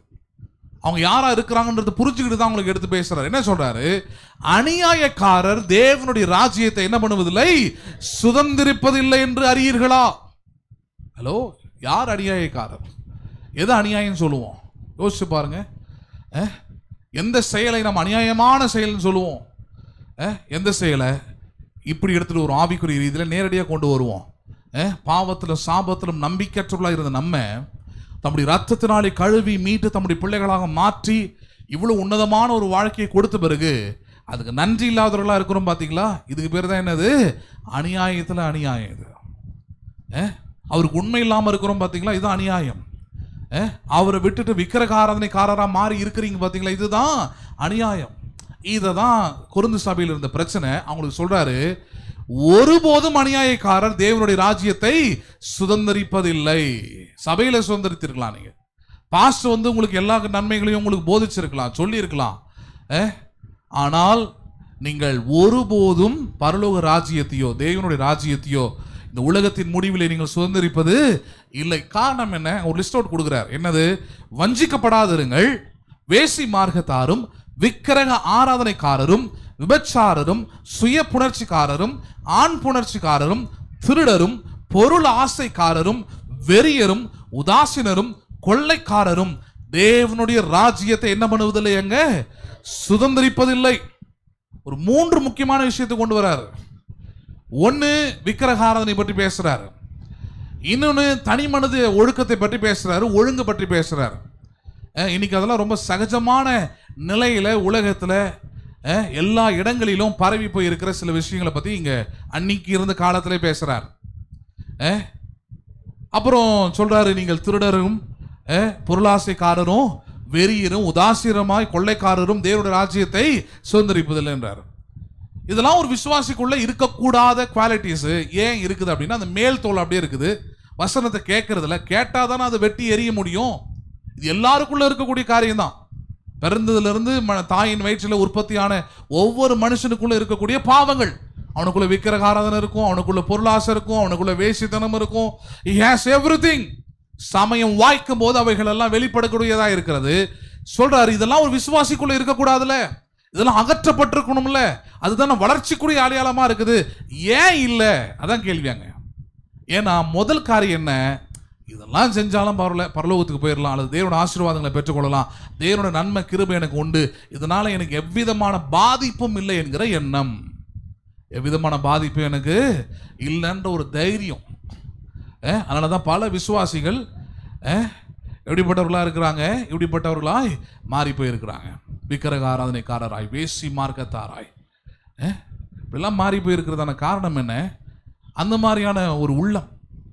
சொல்லிட்டு அடுத்தது ஆரம்பிக்கிறார். அங்க பாருங்க 11, உங்களில் சிலர் இப்படிப்பட்டவர்களாய் இருந்தீர்கள். ஹலோ, எப்படி கொண்டாட பாரு, உங்களில் யார் இருந்தீங்க? சிலர். இதெல்லாம் உங்களுக்குள்ள இருந்ததுன்றார். எல்லாமே கூட சிலர்கிட்ட இருந்தது. சிலர் இப்படிப்பட்டவர்களாய் இருந்தீர்கள், ஆயினும் கர்த்தராகிய இயேசுவின் நாமத்தினால். எந்த நாமத்தினாலே? திருடனா இருந்திருக்கிறீங்க, விக்கிரக ஆராதனைக்காரனா இருந்திருக்கீங்க, பொய்யனா இருந்திருக்கிறீங்க, இவனெல்லாம் இருந்திருக்கிறீங்க. அப்படி இருந்த நீங்க இப்பொழுது இயேசுவின் நாமத்தினாலும் நமது தேவனுடைய ஆவியினாலும். யாருடைய ஆவியினாலும்? நம்ம அதான் சொல்றோம், இயேசுவின் ரத்தம் சகல பாவங்களையும் கழுவி சுத்திகரிக்கிறது என்றால் அது வெறும் வார்த்தை அல்ல. அந்த வார்த்தையில் இருக்கிற ஆவி உங்கள் உள்ளத்தில் கிரியை செய்தால்தான் உங்கள் பாவங்கள் கழுவப்படுகிறது. அந்த ஆவியானவர் உங்கள் செவிகளிலும் உங்கள் உள்ளத்திலும் கிரியை செய்யவில்லை என்றால், நீங்க என்னதான் வாயை திறந்து 100 முறை 1000 முறை மந்திரம் மாதிரி சொல்லிக்கிட்டு இருந்தாலும் உங்கள் பாவங்கள் அங்கே கழுவப்படுவதே இல்லை, அகற்றப்படுவதே இல்லை, அதன் மீது வெறுப்பு வருவதே இல்லை. ஒரு விசுவாசி எப்படி தொடர்ச்சியா ஒரே பாவத்துல அடிபடிஞ்சு கீழ்ப்படிஞ்சு அடிமையா இருந்து செயல்பட்டுக்கிட்டே இருக்க முடியும்னா இப்படிதான். உள்ளத்தில் யாரு கிடையாதுங்க? ஆவியானவர் கிடையாது. எண்ணத்தில் ஆவியானவர் இருப்பாரு, மனதில் ஆவியானவர் இருப்பாரு, நினைச்சுக்கிட்டு இருப்பான் இவன். ஆனால் ஆவியானவர் மனதில் வாசம் பண்ணவில்லை, ஆவியானவர் சரீரத்தில் வாசம் பண்ணுகிறதில்லை. ஆவியானவர் உங்களுடைய மனதும் உங்களுடைய சரீரத்திலும் இல்லாமல் உங்கள் உள்ளத்திலே அவர் வாசம் பண்ணுகிறவராக இருக்கிறார். அந்த உள்ளத்துல தான் இப்ப பிரச்சனை. இப்ப இந்த இருதயத்துல தான் பிரச்சனை.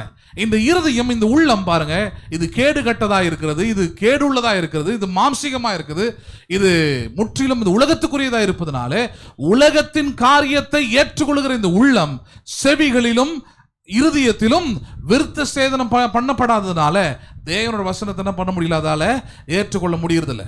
இயேசுவின் ரத்தம் சகல பாவங்களையும் நீக்கி உன்னை சுத்திகரிக்கும்னு சொல்லக்கூடிய வார்த்தை ஏற்றுக்கொள்ற விசுவாசியுடைய மனம் உள்ளத்தில் ஆவியானவரால் உறுதி செய்யப்படுவது இல்லை. அதான் பிரச்சனைங்க. உள்ளத்தில் அந்த நம்பிக்கை வருவதில்லை, உள்ளத்தில் அந்த தெளிவு வருவதில்லை, உள்ளத்தில் அந்த உறுதி இருப்பது இல்லை. அதனாலதான் இங்க சொல்றாரு, நீங்கள் இயேசுவின் இப்படிலாம் இருந்தீங்க, மோசமான நாட்களெல்லாம் வாழ்ந்தீங்க, ஆனால் இப்பொழுதோ இப்ப என்ன நிலைமையில் இருக்கிறீங்க தெரிஞ்சுங்க. இப்பொழுதோ நீங்கள் இயேசுவின் நாமத்தினாலும் நம்முடைய தேவனுடைய ஆவியினாலும் என்ன பண்ணப்பட்டிருக்கிறீர்கள்? கழுவப்பட்டீர்கள். என்ன பண்ணப்பட்டீர்கள்? நீங்கள் இப்ப நீ யாரா இருக்கிறன்னு தெரிஞ்சுக்கோ. Right now your position is what? உன்னுடைய நிலை என்ன? Right now you have washed away by the blood and the spirit. இயேசுவின் சிந்தப்பட்ட ரத்தத்தினாலும் இப்பொழுது அனுப்பப்பட்டிருக்கிற ஆவியானவராலும் நீ கழுவப்பட்டிருக்கிறாய். அது உள்ளத்துல விசுவாசிக்கிறாயா? உள்ளத்துல நம்புறையா? உள்ளத்துல எண்ணி பார்க்கிறாயா? அதை இல்ல. அப்படி எண்ணி பார்க்கணுன்றதுக்காக ஞாபகப்படுத்துறார், நீ திருடன் கிடையாது, நீ விக்கிரக ஆராதனைக்காரன் கிடையாது. ஏனென்றால் நீ இயேசுவின் நாமத்தினாலும் அவருடைய ஆவியினாலும் என்ன பண்ணப்பட்டிருக்கிறாய்? கழுவப்பட்டிருக்கிறாய். அந்த பாவங்களை உன்னை விட்டு அகற்றி இருக்கிறார், கழுவியை போக்கி இருக்கிறார். மறுபடியும் அதை போய் செய்யாத, மறுபடியும் அதை போய் தொடாத, மறுபடியும் அதை எடுத்து பூசிக்காத, அதை எடுத்து ஒட்டிக்காத. அது உனக்கு நன்மையை செய்ய போவது இல்லை. சொல்லிட்டு அடுத்த வார்த்தை அங்க சொல்றாரு பாருங்க, ரொம்ப முக்கியமானது. இயேசுவின் நாமத்தினாலும் அப்படி ஆவியினாலும் கழுவப்பட்டதுனால நீங்கள் யாரா இருக்கிறீர்கள்? யாரா இருக்கிறீர்கள்? பரிசுத்தமாக்கப்பட்டீர்கள். என்ன ஆக்கப்பட்டீர்கள்? நீங்கள் இப்பொழுது ஹலோ, என்ன ஆக்கப்பட்டீர்கள்? பரிசுத்தத்துக்கு 2 வார்த்தை இருக்குது. ஒன்னு சாங்டிஃபைடு, இன்னொன்று வந்து பியூரிட்டி. சாங்டிஃபைட்னா பிரித்தெடுக்கப்படுதல், தனித்துவம் வாய்ந்தது, யூனிக்னஸ் சொல்றோம் இல்லையா, வெறும் அதுக்கானது அப்படின்றோம் இல்லையா, அது மாதிரி பரிசுத்தம்னா அதுதான். தேவனுக்கானது. உங்கள் வாழ்க்கை, உங்கள் எண்ணம், உங்கள் உள்ளம் யாருக்கானது? அது நல்லதான் சொல்லுங்களேன். தேவனுக்கானது, அது மனுஷனுக்கானது இல்லை. முதலாவது தேவனுக்கானது. முதலாவது யாருக்கானது? அது தேவனுக்கானது. ஆனால் இங்க நடக்கிற சம்பவம் என்ன? ஒரு விசுவாசிக்குள்ள அவன் உள்ளத்துல அவனுடைய வாழ்க்கையில முதன்மையாக வைத்திருப்பது தேவன் அல்ல. அவன் உள்ளத்துல தேவன் இல்லாதனால பொருளாசை, இங்க சொல்லப்படுகிற பல காரியங்கள், விக்கிரக ஆராதனை, இதெல்லாம் உள்ளத்தை வச்சிருக்கிறான். அதால இது ஒரு ஆதாயம், அதால இது ஒரு லாபம், அதால இது ஒரு நன்மை, அதால இது ஒரு பேர், அதால இது ஒரு புகழ்ச்சி கிடைக்குதுன்னு பார்க்கறான். அதுக்காக தான் இதெல்லாம் செய்யறான். ஆனால் சொல்றாரு, இப்ப நீங்க அப்படி கிடையாது. உங்களுக்கு தெரியாதா? உங்களுக்கு இயேசுவின் நாமத்தினாலும் அவருடைய ரத்தத்தினாலும் அவருடைய ஆவியினாலும் கழுவப்பட்டபடினாலே நீங்கள் இப்போ யாரா இருக்கிறீங்க? பரிசுத்தமாக்கப்பட்டீங்கன்றார். யார் ஆக்கப்பட்டீங்க? நீங்க பிரித்தெடுக்கப்பட்ட ஒரு விசுவாசியா இருக்கிறீங்க. உலகத்தாரை போல நடந்து கொள்ளக்கூடாது. உலக மக்களுடைய நம்பிக்கைகள் உங்களுக்குள்ள இருக்க கூடாது. அதை செஞ்சீங்கன்னா நீங்க விக்கிரக ஆராதனைக்காரங்க. நீங்க உலகத்தார் நடக்கிற வழிகளை நீங்கள் தெரிந்து கொண்டால் நீங்கள் வேசியின் மார்க்கத்தார். நீங்க எப்படி போதிக்கிறாரு பாருங்க. பேசுறது புரியுதுங்களா உங்களுக்கு? உங்களுடைய வழி வேற. உங்களுடைய பரிசுத்த ஆவியால் நடத்த வேண்டும். அவர் உங்கள் உள்ளத்திலிருந்து எண்ணங்களையும் உங்களுடைய வழி நடத்தக்கூடிய ஏவுதலையும் அவர் செய்யணும். ஆனா அதுக்கு ஒரு நாளும் இடம் கொடுக்கறது இல்லை, நம்புறதும் இல்லை. ஏனென்றால் வார்த்தைக்கு செவிக்கும் இருதயத்தில் என்ன பண்றதுல செவி கொடுக்கறதே இல்லை. அதனாலதான் இங்க சொல்றாரு, இப்ப இயேசுவின் நாமத்தினாலும் ஆவியினால் கழுவப்பட்டபடினாலே இப்பொழுது நீங்கள் என்னாக்கப்பட்டீர்கள்? நீங்கள் பரிசுத்தமாக்கப்பட்டீர்கள். என்னாக்கப்பட்டீர்கள்? ஒண்ணு, நீங்கள் தேவனுக்காக பிரித்தெடுக்கப்பட்டிருக்கிறீங்க. தேவனுக்குரியவர்களை மட்டுமே செய்யணும். இன்னொன்னு சொன்னலையா, பியூரிட்டின்னு சொன்னலையா, சுத்தம் செய்யப்பட்டிருக்கிறீங்க. என்ன பண்ணப்பட்டிருக்கிறீங்க நீங்க? ஏன்னா இதுக்கு முன்னாடி இருந்ததுல அசுத்தமான காரியம், விக்கிரக ஆராதனையா இருக்கட்டும், வேசி மார்க்கத்தார வாழ்ந்ததா இருக்கட்டும், திருடரா இருந்ததா இருக்கட்டும், இது எல்லாமே என்னவா இருந்தது? அசுத்தமான ஒரு காரியம். திருடர்னா நீங்க சொல்ல, நான் போய் யார் பொருளையும் திருடலீங்களேன்னு சொல்லலாம். கடந்த வாரம் அதுக்கு விளக்கம் சொல்லியிருந்தேன் இல்லையா? திருடர் என்றால் என்ன? மற்றவர்களின் பொருளை அபகரிப்பது இல்லையா? அப்ப தேவனுடைய நன்மைகளை, தேவனுடைய ஆசீர்வாதத்தை, தேவன் தந்த இந்த ஜீவனை தேவனுக்கு நன்றி கொடுக்காமல் அதை தன்னுடைய சுய லாபத்துக்கு என்று பயன்படுத்துகிற எந்த மனுஷனும் யாரா இருக்கிறான்? யாராதான் இருக்கிறான்? ஏனென்றால் தேவனுடைய நன்மையை நீங்க திருடி வச்சு செயல்பட்டு இருக்கிறீங்க. அவரு கொடுத்த சுவாசம், அவரு கொடுத்த ஜீவன், அவரு கொடுத்த வாழ்க்கை, அவர் கொடுத்தது எல்லாமே. ஆனால் அது அவருக்கானதாய் இராமல் உங்களுக்கானதாய் மாறும்போது யூ ஆர் ராபரிங் ஃப்ரம் காட். யாருக்கிட்ட இருந்து திருடுறீங்க? நீங்க தேவனுக்கு இருந்து திருடரா மாறி போயிடுவாங்க. அதனாலதான் இந்த இடத்துல சொல்றாரு, நீங்கள் இப்பொழுது பரிசுத்தமாக்கப்பட்டீங்க, தூய்மையாக்கப்பட்டுட்டீங்க.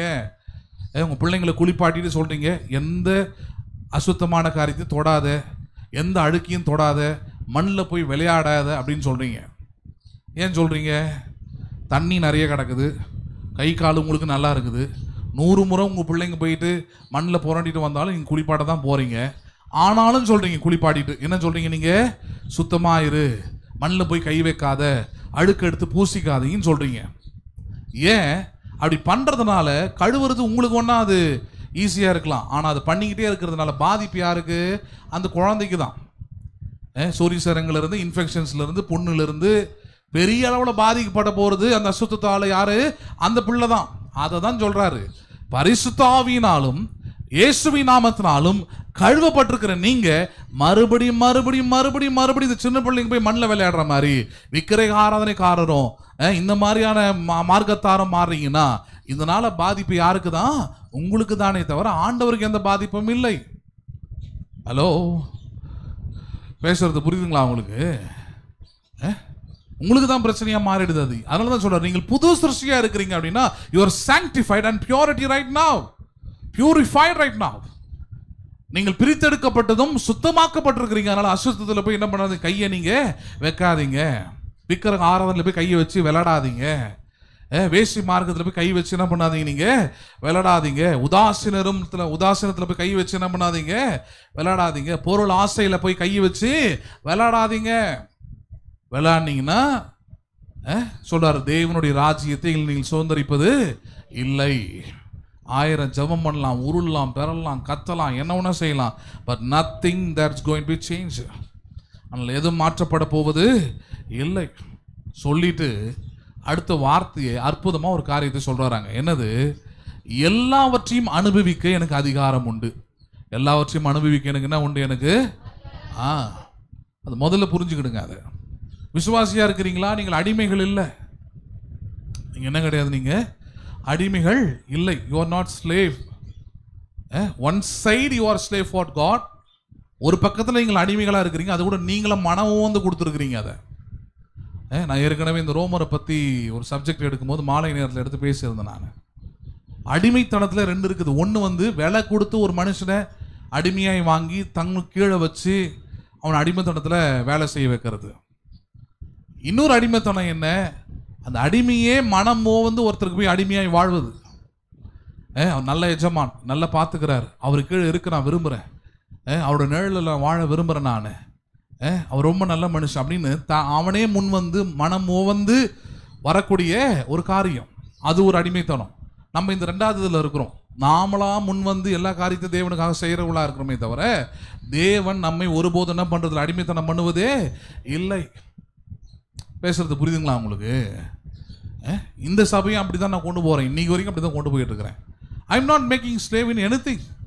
இவ்வளோ பிரசங்கம் பண்ணுறேன், இவ்வளோ உபதேசம் பண்ணுறேன், அதில் 1% கூட நிறைய பேர் நடக்கிறது இல்லை. அது எல்லாத்தையும் கவனிச்சுக்கிட்டு பார்த்துக்கிட்டு தான் இருக்கிறேன். நான் எதையும் கவனிக்காமல் இல்லை. மந்தையை நான் கரெக்டாக பார்த்துக்கிட்டு இருக்கிற மெய்ப்பனாக தான் இருக்கிறேன். ஆனாலும் அடிமைத்தனம் பண்ணுவது இல்லை. ஏன்னா எனக்கு அந்த வேலை கிடையாது. உங்களை மிரட்டியோ, உங்களை திட்டியோ, உங்களை சொல்லியோ எடுத்து ஒன்றா சொல்லலாம் உங்களுக்கு. ஆனால் அடிமைத்தனம் பண்ணுவதில் எந்த விதமான லாபமும் அங்கே இல்லை. காரணம், தேவனே உங்களுக்கு அந்த சுதந்திரத்தை கொடுத்துருக்கிறார். You have rights. கடந்த வாரம் அதை எடுத்து பேசியிருந்தேன். ஒன்று அனலாவாயிரு, இல்லைன்னா எப்படி இரு, நீ அனலாக தான் இருக்கணும்னு ஆண்டவர் சொல்ல. அனலாக இருந்தால் நல்லது. ஆனால் அனலாய் ஒன்று அனலாயிரு, இல்லைன்னா குளிராயிரு. இல்லை ரெண்டுமே இருக்க மாட்டேன், வெது வெதுப்பாக தான் இருப்பேன்னா என்ன பண்ணி போடுவேன், நான் வாந்தி பண்ணி போடுவேன்ற வார்த்தை அங்கே தான் பயன்படுத்துகிறார். அதான் இப்போ இருக்கு விசுவாசி வாழ்க்கையில் இருக்கிற பிரச்சனையே. இன்னைக்கு ஆண்டவருக்குள்ளேயும் இருக்க விரும்புறது, உலகத்திலையும் வாழ விரும்புறது. உலகம்னு சொல்றது தேவனை விட்டு விலகி வாழுகிற வாழ்க்கையை பற்றி பேசுகிறேன்.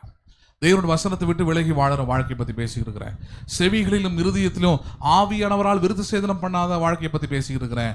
அப்படி வாழும்போது தான் சொல்றாரு, ஒன்று நீ உலகத்தானா வாழ்ந்துட்டு முடிச்சிரு, ஒன்றும் பிரச்சனையும் கிடையாது. சபைக்கும் வர, வெளியே போனால் உலகத்தானாவும் அவனுடைய நம்பிக்கைகள், அவனுடைய கிரியைகள் எல்லாத்தையும் செய்கிற. அதில் உனக்கு பங்கு, கடந்த வாரம் எடுத்து காமிச்ச திருடனோடு உனக்கு என்ன உண்டு, பங்கு உண்டு. எவ்வளோ உண்மை பாருங்க. அதெல்லாம் கேட்டுட்டும் போய் செய்கிற ஆட்கள் இருக்கிறாங்க. அதெல்லாம் பங்கு உண்டு, ஆமாம் எங்களுக்கு உண்டுங்க, அது என்ன பண்ண முடியாதுங்க. அதான் இங்கே எடுத்து சொல்கிறாருங்க, இப்படிப்பட்டவர்கள் தேவனுடைய ராஜ்யத்தை சுதந்திரிப்பது இல்லை. பவுலாகிய நான் எல்லாவற்றையும் செய்ய எனக்கு என்ன உண்டு, அனுபவிக்கின்ற வார்த்தையை கொடுக்குறார். அனுபவிக்க, எல்லாவற்றையும் அனுபவிக்க எனக்கு என்ன உண்டு. இந்த உலகத்தை கடவுள் உண்டாக்கி கொடுத்துருக்கிறார். கடவுள் மட்டும் உண்டாக்குனது இல்லை, இந்த உலகத்தில் கடவுள் உண்டாக்கின பிறகு மனுஷன் பல காரியத்தை அதை வச்சு உண்டாக்கி இருக்கிறான். இது எல்லாவற்றையும் அனுபவிக்க எனக்கு என்ன உண்டு, உரிமை உண்டு, அல்லது அதிகாரம் உண்டு. அடுத்த வார்த்தை பயன்படுத்துறாரு பாருங்க, அதான் கிறிஸ்துவுக்குள்ள வாழற வாழ்க்கை. உலகத்து மக்களுக்கும் நமக்கு இருக்கிற வித்தியாசம் அங்கே தான் உண்டாகுது.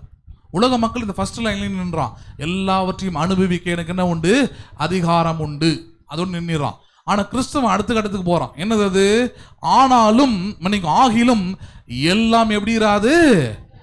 அந்த தகுதி என்பதுதான் ஒருவன் கிறிஸ்துவுக்குள் வாழ்வது. அந்த தகுதியாய் இருப்பதா இல்லையா என்பதுதான் வசனம் தீர்மானிக்குது.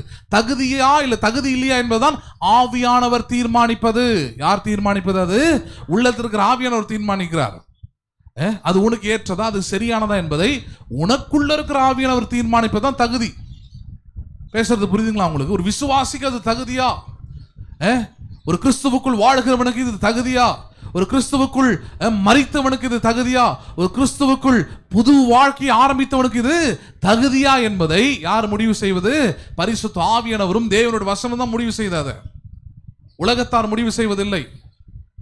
அப்ப நீங்க அப்படிதான். உங்க வாழ்க்கையை முடிவு செய்வது யார்? உங்கள் விசுவாசத்தை முடிவு செய்வது யார்? உங்கள் எதிர்காலத்தை முடிவு செய்வது யார்? உங்கள் நம்பிக்கைகளை முடிவு செய்வது யார்? யார் முடிவு செய்வது? பரிசுத்த ஆவியானவரும் தேவனுடைய வசனம் தான் முடிவு செய்யணும். சொல்றாரு, எல்லாவற்றையும் அனுபவிக்க எனக்கு உரிமை உண்டு, ஆனால் எல்லாம் எனக்கு என்னவாயிராது. காரணம், நான் பரிசுத்தமாக்கப்பட்டிருக்கிறேன், நீதிமானாக்கப்பட்டிருக்கிறேன், இயேசுவின் நாமத்தினாலும் ஆவியினாலும் நான் சுத்திகரிக்கப்பட்டிருக்கிறேன். நம்புறீங்களா? நீங்க நம்புறீங்களா இல்லையா? நீங்க அவரோட ஆவியினால் கழுவப்பட்டிருக்கிறேன், அதனால நான் பரிசுத்தமாக்கப்பட்டிருக்கிறேன், நீதிமானாக்கப்பட்டிருக்கிறேன். இப்ப எல்லாவற்றையும் செய்ய எனக்கு உரிமை இருந்தாலும் அதிகாரம் இருந்தாலும் தகுதியாய் அவைகள் இருப்பது இல்லையே. ஹலோ, எல்லாருக்குமே அதான். சிறு பிள்ளைகள், வாலிபர்கள், வயதானவர்கள், நடுத்தர வயதில் இருக்கிறவங்க, for each and every one உங்களுக்கு தகுதியானது என்ன என்பதை வசனமும் ஆவியானவரும் தான் தீர்மானிக்கிறார்கள். அதை சொல்றதுக்கும் அதை செய்யறதுக்கு தான் நாங்க இருக்கிறேன். பேசுறது புரியுதுங்களா உங்களுக்கு? இதுதான் நிறைய நேரத்தில் கிறிஸ்தவர்களும் கிறிஸ்தவ மக்களும் கைவிடுகிற காரியம், விட்டு விலகிற காரியம். இல்லை. உங்களுக்கு எது தகுதின்றதை நீங்க தீர்மானிக்க கூடாது. உங்களுக்கு எது தகுதின்றத உங்க உறவுகள் தீர்மானிக்க கூடாது. உங்களுக்கு எது தகுதின்றத உன் நண்பர்கள் தீர்மானிக்க கூடாது. உங்களுக்கு எது தகுதி என்பதை ஏற்கனவே உங்களை உண்டாக்கின, உங்களை அழைத்த உங்களுடைய தேவன் தீர்மானித்து வைத்திருக்கிறார். அந்த அழைப்புல தான் உங்க தகுதி என்ன பண்ணணும், நீங்க காத்து கொள்ள வேண்டும். பவுல் அதான் சொல்றார், எல்லாவற்றையும் அனுபவிக்க எனக்கு அதிகாரம் உண்டு, ஆகிலும் எல்லாம் தகுதியாயிராது. எல்லாவற்றையும் அனுபவிக்க எனக்கு அதிகாரம் உண்டு, ஆகிலும் நான் ஒன்றுக்கும் என்ன பண்ணுவதில்லை, அடிமைப்பட மாட்டேன். அப்படின்னா அர்த்தம், நான் அடிமைப்பட்டு கிடப்பது ஆண்டவருக்கு தான், நான் கீழ்ப்படிவது ஆண்டவருக்கு மட்டும்தான், என்னுடைய வாழ்க்கையின் முதன்மை ஆண்டவருக்கு மட்டும்தான், என்னுடைய செவிகளும் இருதயத்திலும் முதன்மையானது ஆண்டவருக்கு தான், என் உள்ளம் ஆண்டவருக்கு தான் கீழ்ப்படியுமே தவிர நான் ஒருவனுக்கும் இந்த உலகத்துக்கும் உலகத்தின் உறவுகளுக்கும் என்ன பண்ணுவதில்லை, நான் கீழ்ப்படிவதில்லை அல்லது அடிமையாவது இல்லை. அப்படின்னு அவன் சொல்றது கேட்டு தலையாடிக்கிட்டு ஓகே சரி அவன் ஏதாவது பண்ணிட்டு போட, நேவர் நேவர். அப்படி செய்யறேன்னா நீ விசுவாசியே கிடையாது. புரியுதுங்களா உங்களுக்கு? பிரச்சனை அங்கே தான் ஆரம்பிக்குது. ஏன் ஆசீர்வாதம் இழந்து போறீங்க, நன்மை இழந்து போறீங்க, குடும்பத்தில் எப்படி பிரச்சனைகள் வருது, சோதனைகள் வருது, இழப்புகள் வருது, கண்ணீர் வருது. இதுக்கெல்லாம் காரணம் யாரு? நீங்கள் செய்த செயல்கள் தான். அவர் சுத்தமாக்கி வச்சுட்ட பிறகு அசுத்தத்தை போயிட்டு தொடுவது, விக்கிரகாராதனைக்காரராய் மாறுவது, திருடராய் மாறுவது, உதாசீனராய் மாறுவது, கடவுள் வார்த்தையை, ஆவியானவரை, சபையை, ஊழியத்தை, இதெல்லாம் சர்வசாதாரண உதாசீனப்படுத்திடுது. அப்புறம் நான் வாழ்க்கையில் நடுத்தரில் வந்து நிற்கிறது. எங்கேருந்து வாழ்க்கை உருப்படுறது? இந்த ஸ்கூலில் படிக்கிற பிள்ளைங்க இந்த பள்ளி காலத்தை, பள்ளிக்கூடத்தை அல்லது அங்கே எடுக்கிற வாத்தியாரை, அங்கே சொல்லிக் கொடுக்கக்கூடிய டீச்சர்ஸை, அந்த கட்டமைப்பை எல்லாத்தையும் உதாசீனப்படுத்துகிற ஒரு கூட்டத்தை நான் பார்த்துருக்குறேன். அந்த உதாசீனப்படுத்தின அத்தனை பேருடைய லைஃப் இன்னைக்கு பார்க்குறேன். இன்னைக்கு பார்க்குறேன் நான். ஸ்கூலிங்லாம் முடிச்ச பிறகு இந்த 20 வருஷம் கழிச்சு போய் பார்க்குறேன் அவனுங்கள. எவன்லாம் அந்த கட்டமைப்பை உதாசீனப்படுத்தினாலும் அத்தனை பேருமே இன்றைக்கு அவர்கள் உலகத்தால், இந்த உறவுகளால் அல்லது இந்த உலகத்தில் இருக்கிற நன்மைகளால் உதாசீனம் பண்ணப்பட்டிருக்கிறாங்க. அவனால் ஒரு 4 வார்த்தை ஒழுங்காக பேச முடியல, படிக்க முடியல, எழுத தெரியல, ஒரு நல்ல வேலைக்கு போக தெரியல, ஒரு 4 பேர்கிட்ட எப்படி பேசணும் பழகணும்னு தெரியல. படித்தாதானே அங்கே அவர் நடத்தும் போது உதாசீனம் பண்ணிக்கிட்டு அது தானே இது தெரியும், அது டியூஷனுக்கு போகிறேன், அங்கே போய் பார்த்துக்கிறேன் நான்ன்றது, அங்கே போயிட்டு அங்கே 4 பேர் கூட யார்கிட்ட கதை அடிச்சுட்டு உட்காந்துருக்கிறது. இப்படியே இருந்து கல்வி அறிவும் இல்லாமல் எந்த அறிவும் இல்லாமல் நடுத்தரில் நிற்கிறான் பாருங்க. அந்த மாதிரி தான் விசுவாசி மாறிடுறாங்க நிறைய நேரத்தில். வசனத்தை இதெல்லாம் எல்லாத்தையும் உதாசீனம் பண்ணிட்டீங்கன்னா, உபதேசத்தில் உதாசீனம் பண்ணிட்டீங்கன்னா அப்புறம் எங்கிறது நல்லா வாழறது? அதனால தான் இப்போலாம் ஸ்கூல்ஸ் என்ன பண்ணுறாங்க, கரெக்டாக சூஸ் பண்ணி பசங்களுக்கு எடுக்கிறாங்க உள்ள. எதுக்கு?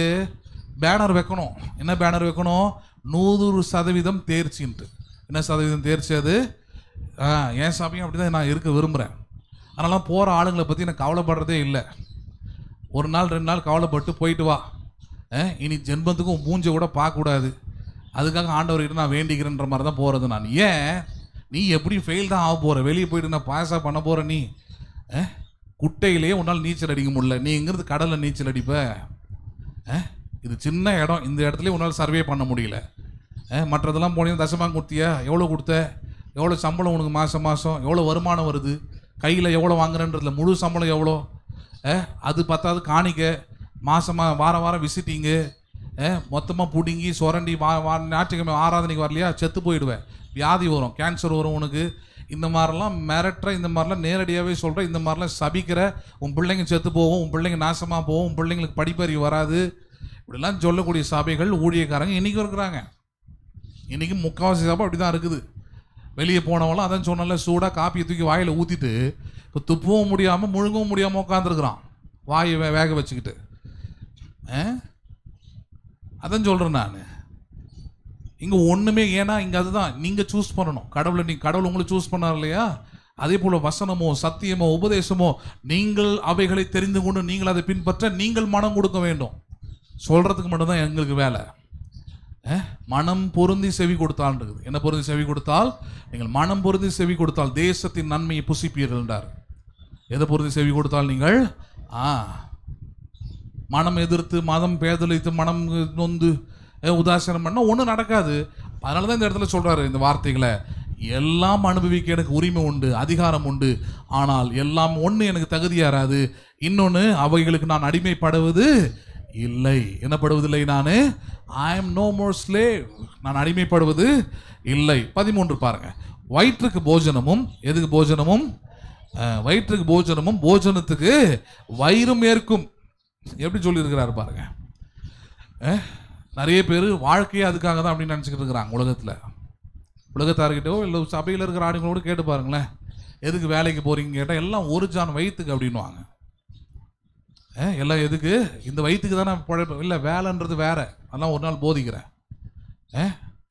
நீங்கள் வேலைக்கு போய் தான் சாப்பிடணும்னு கிடையாது. தட்டு வச்சுக்கிட்டு எங்கே நின்னீங்கன்னா, அதுவும் நம்ம ஊர்லாம் போன வாரம்லாம் நின்றுந்தீங்கன்னா பயங்கர விசேஷமாக உங்களுக்கு கொடுத்துருப்பாங்க, பொங்கல் புளியோதரைன்ட்டு இல்லையா? அதுக்காக வேலைக்கு போனால் தான் வயிறு ரொம்பணும்னு கிடையாது. வேலைக்கு போகிறதே வயிற்றுக்காகன்னு சொன்னீங்கன்னா தப்பான கோட்பாட்டில் வாழ்ந்துக்கிட்டு இருக்கிறீங்க. பிச்சைக்காரன் மாதிரி சொல்லிக்கிட்டு இருக்கிறீங்க. எதுக்குப்பா பிச்சை எடுக்கிற? எல்லாம் ஒரு சான் வயிற்றுக்கு தான். அப்பா வேலையை கடவுள் அதுக்காக கொடுக்கலப்பா. வேலை தேவனுடைய நாமத்தை மகிமைப்படுத்த, தேவனுடைய சுத்தத்தை வெளிப்படுத்த, தேவனுடைய ஆற்றலை வெளிப்படுத்த, தேவனுடைய ஞானத்தை, அறிவை வெளிப்படுத்த கொடுத்துருக்கிறார். உன் வேலையில் நீ எவ்வளோ எஃபிஷியண்டாக வேலை செய்கிற, உன் வேலையில் நீ எப்படிப்பட்ட தன்மையோடு வேலை செய்கிற, அதெல்லாம் தெய்வீக தன்மையை, தேவனுடைய குணாதிசயத்தை, தேவனுடைய ஆற்றலை வெளிப்படுத்துகிறது. ஆதியாகமம் 1 எதை பற்றி நினைக்கிறீங்க? ஹலோ, ஆதியாகமம் 1, 2, 3 எதை பற்றி? வேலையை பற்றி தான். எதை பற்றி தான்? அது வேலையை பற்றியான வசனம் தான். 1வது அதிகாரமே வேலையை பற்றி தான். மனுஷன் உண்டாகும் போதும் வேலை செய்கிறவனை தான் வைக்கிறாருங்க. எதுக்கு? வயிற்றுக்கு வச்சார். அவனுக்கு தான் எக்கச்சக்கமாக இருந்தது, தோட்டம் ஃபுல்லாக பழமும் இதுவுமா இருந்தது. அவன் வேலை செய்யணும் அவசியம் கிடையாது. ஆனாலும் சொன்னார், பண்படுத்தி காத்து கொள்ளினார். ஏன் ஆண்டவரே? அதான் இருக்குது, உட்காந்து சாப்பிட்டு போகிறேன். எப்பா, வேலைன்றது வயிற்றுக்கானதில்லை, வேலை தேவனுடைய தன்மையை வெளிப்படுத்துகிறது. யாரை வெளிப்படுத்துகிறது? தேவன் ஒழுங்கின்மை வெறுமையை எப்படி நல்லா மாற்றினாரோ அதே போல் நான் போய் என் வேலையை போய் ஒழுங்காக செஞ்சு 4 பேருக்கு உதவியாக இருந்து 4 பேருக்கு நன்மையை செஞ்சு 4 பேருக்கு நல்லதாக செஞ்சு காமிக்கிறதுக்காக தான் வேலையை தவிர அதுக்கு தான் ஊதியம் கொடுக்குறாங்க, அதுக்கு தான் சம்பளம் கொடுக்குறாங்க. ஆனால் அது வெறும் வயிற்றுக்கானது இல்லை, வெறும் பொழப்புக்கானது இல்லை. அதனால் நிறைய இடத்துல சொல்றார், போஜன பிரியராயிராதீங்கன்றார். என்ன பிரியராயிராதீங்க? ஏன்னா உலகத்தில் அந்த மாதிரி மோசமான ஆட்கள், கேவலமான ஆட்கள்லாம் உலகத்தில் உண்டு. ஏன் கிறிஸ்தவர்களில் கூட அப்படி குற்றம் சாட்டக்கூடிய மக்கள் உண்டு இல்லையா? கிறிஸ்தவனை 2 விதத்தில் குற்றம் சாட்டுவாங்க. பொய்யான குற்றச்சாட்டு, அதில் 1% உண்மை கூட இல்லை. அறிவு இருக்கிற எவனுமே அதை நம்பவோ ஏற்றுக்கவோ பேசவோ மாட்டான். என்ன குற்றச்சாட்டு? 1, நீங்கள் வெளிநாட்டு மதத்தின் பணத்துக்காக மதம் மாறினீங்கன்னுவா. 2வது, சாப்பாட்டுக்காக என்ன பண்ணீங்க, நீங்கள் மதம் மாறினீங்கன்னு சொல்லுவான். இவனுங்களாம் என்னவோ உண்மையான பக்திக்காக. இல்லை, போன வாரம்லாம் வெளியே நின்றுக்கிட்டு இருந்தீங்களே, எதுக்கு நின்றுக்கிட்டு இருந்தீங்க? போன சண்டே தான் நடந்தது. அங்கங்கே பந்தல் போட்டு கொடுத்துக்கிட்டு இருந்தாங்களே, என்ன கொடுத்துக்கிட்டு இருந்தாங்க? என்ன கொடுத்துக்கிட்டு இருந்தாங்களா? வெறும் பக்திக்கான தான் கொடுத்துக்கிட்டு இருந்தாங்களா? மதியானம் வரைக்கும் நின்றுச்சுங்க கியூ. நான் மதியானம் என் ஒய்ஃபை கூப்பிட்டு போனேன். நான் கேட்டால் மதியானம் லஞ்சாம், ஈவினிங் டின்னரும் இருந்திருக்கும் போல இருக்குது. இந்த மாதிரி கூட்டத்தில் இருந்து தான் நீங்களாம் வந்திருப்பீங்க.